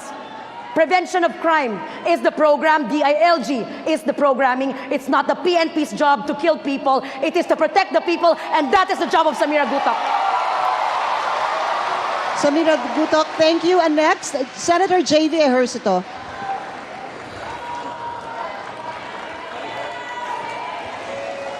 Ang isang lingkod bayan, ang batayan para tawagin na siya ay matagumpay ay kung maiangat niya ang antas ng buhay na kanya nasasakupan. Noong ako'y naging mayor ng San Juan, we had the lowest poverty incidence at dyan po ako proud na naiangat natin ang antas ng buhay ng bawat Pilipino, ng bawat San Juanenyo. Noong ako'y napunta sa Senado, ang agad na inatupag po natin kung paano guminhawa ang buhay ng bawat Pilipino. Naipasa po natin ang creation ng Department of Human Settlements para po sa pabahay at ang Universal Healthcare Law para po sa kalusugan ng bawat Pilipino. Mga kababayan, ang tiwalang pinagkaloob sa akin ay lagi kong pinagkaingat-ingatan. Ang sabi ko kanina, ang pinakamahalaga para sa akin na papamana sa akin po mga anak ay ang maganda kong pangalan at kailanman hindi ko po yan sisirain. Kung kaya't ako'y nagsisikap para iangat ang antas ng buhay ng bawat Pilipino, kaya dapat ibalik ang good one sa Senado. Senator JBS, ito po, number 20 sa balota. Mabuhay! Salamat po, Senator JB Ejercito. Attorney Chel Diokno, sir.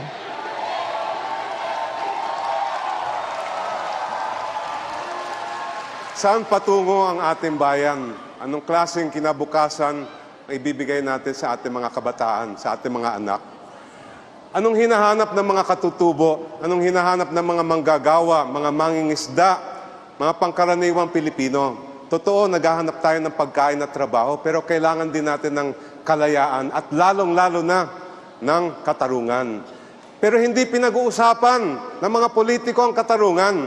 Panahon na po ngayon na isulong natin ang tunay na katarungan. Hindi natin malulutas ang problema ng kriminalidad, ng korupsyon. Hindi natin maiaangat ang buhay ng Pilipino kung ganitong baluktot at ganitong kabulok ang sistema ng hustisya sa ating bayan. Kaya po, sana sama-sama natin ipaglaban ito, sama-sama tayo maging boses ng katarungan. Chel Diokno po, number 25 sa balota. Salamat po, Attorney Chel Diokno. General Bato de la Rosa, sir.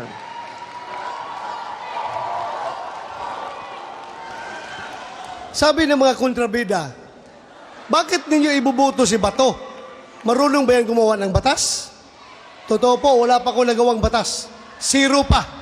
Kumpara mo ako kay Senator JB Ejercito, may nagawa na siya na 400 na batas. Si Bato, zero pa.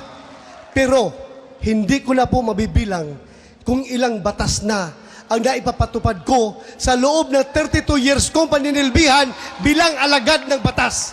Kaya ito pong aking karanasan bilang isang pulis, magagamit ko po ito sa pagpanday ng magagandang batas patungo sa law and order, lalong-lalo na sa problema ng illegal na droga. Kaya kung kayo'y naghahanap ng 24 oras na serbisyo, 24 oras na proteksyon, 24 oras na pagmamahal, o kaya 24 karat na bato, pinakamakintab, hanapin sa baluta, numero 24, Dela Rosa Bato, sa Senado. Salamat po, General Bato. Thank you, sir. Up next, Neri Colmenares. Nothing is going right in our country today. We are lurching from crisis to crisis. Krisis sa tubig, krisis sa kuryente, brownouts, mataas ang presyo ng bilihin, mababa ang sahod. So hindi lang po plataforma ang kailangan natin dito, kundi mga senador na nangangalampag. Ako po, in-expose ko ang China loan at kinalampag ko, kaya napilitan sila ngayong sabihin, sige nga, aralin na namin yung China loan. In-expose ko po yung Scarborough Shoal fisher folks natin, ngayon napilitan sila, sige nga, tingnan natin kung paano maproteksyonan ang ating mangingisda. Nilabanan ko po ang Manila Water, kaya ngayon may fine na ang Manila Water, sabi ng MWSS. Kailangan po natin ng senador na mapaglaban at ipaglaban kayo. Ako po, naging kakampi niyo sa laban doon sa Kongreso, maging kakampi niyo sa laban doon sa Senado. Maraming salamat po. Thank you, Neri Colmenares. Sir, we're gonna go to Glenn Chong first.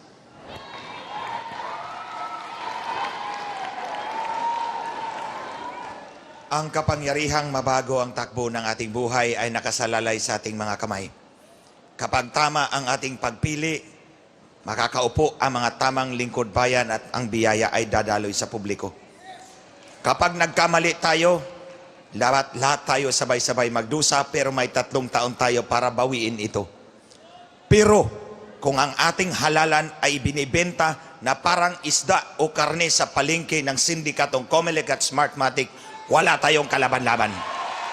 Kaya po ang unang gagawin ko mga kababayan ay patalsikin ang Smartmatic, palitan ng panibagong election system upang ang kapangyarihan ay manatili sa kamay ng taong bayan at hindi muli nanakawin ng sindikatong ito. Sinasabi kong sindikato ito dahil noong 2014, inalok na po ako. Tumahimik ka, papanalunin ka namin. Pero pinili kong lumaban para sa bayan, para sa kinabukasan nating lahat. Glenn Chong po, 21 sa balota. Salamat po, Kong Glenn Chong. Sayang, hindi po kandidato si COMELEC Chairman Abbas, kaya hindi siya pwedeng mag-rebuttal. But we'll go on to Secretary Raffy Alunan, sir. The question is, what will I do when I get to the Senate? I will uphold the national interest and I will fight for the interest of the Filipino people. Ito po ang aking pledge, itong aking commitment sapagkat nagawa ko na yan nung naglingkod ako sa bayan from 1989 to 1996. And after that, I did the same when I was in the Army Reserves as well as in the private sector where I chose issues as well as programs that serve the Filipino people. Ito ang aking simbolo po, national unity, because we are Team Philippines. No matter how different we are in terms of outlook, we are still united as one people, by blood, under one God, one country, one flag, one Philippines.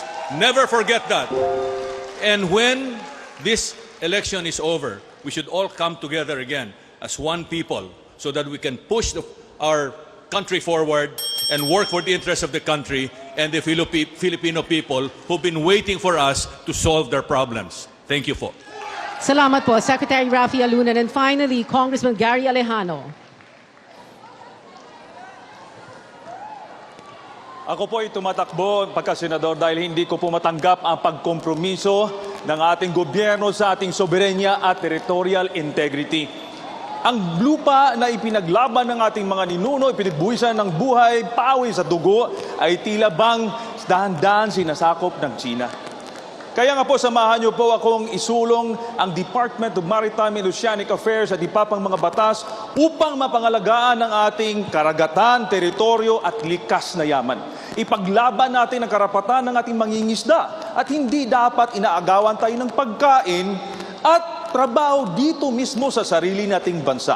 Bantayan natin ang kasunduan na pinapasok ng ating gobyerno at sa gayon ay hindi tayo ilubog sa utang at hawakan tayo sa liig. Makakaasa po kayo na sa lahat ng pagkakataon, ipaglalaban ko ang ating bansa at ipaglalaban ko karapatan ng sambanayang Pilipino. Ako po si Gary Alejano, sundalo na Pilipino, numero 5 sa balota. Dagang salamat. Salamat po, Congressman Gary Alejano. Thank you, sir.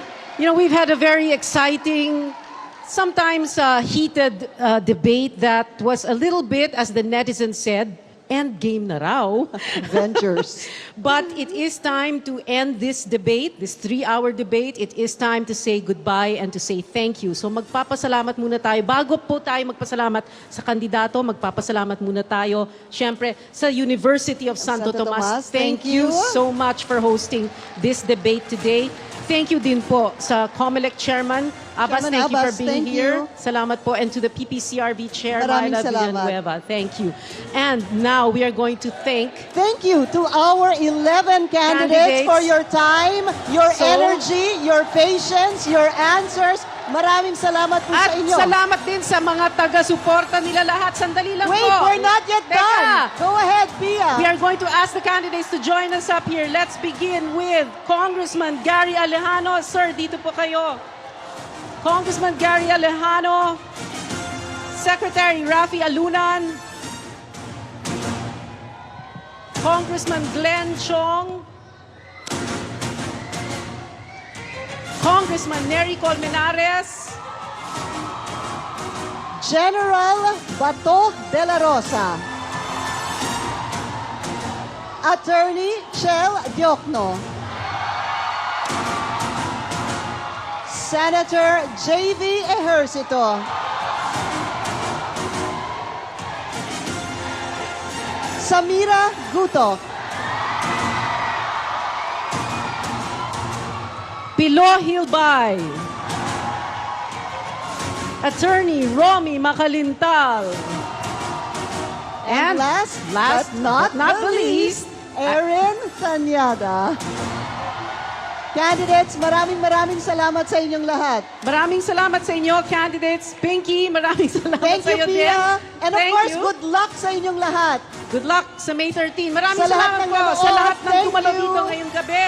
This has been the CNN Philippines Senatorial Debate. Thank you and good night. Good night.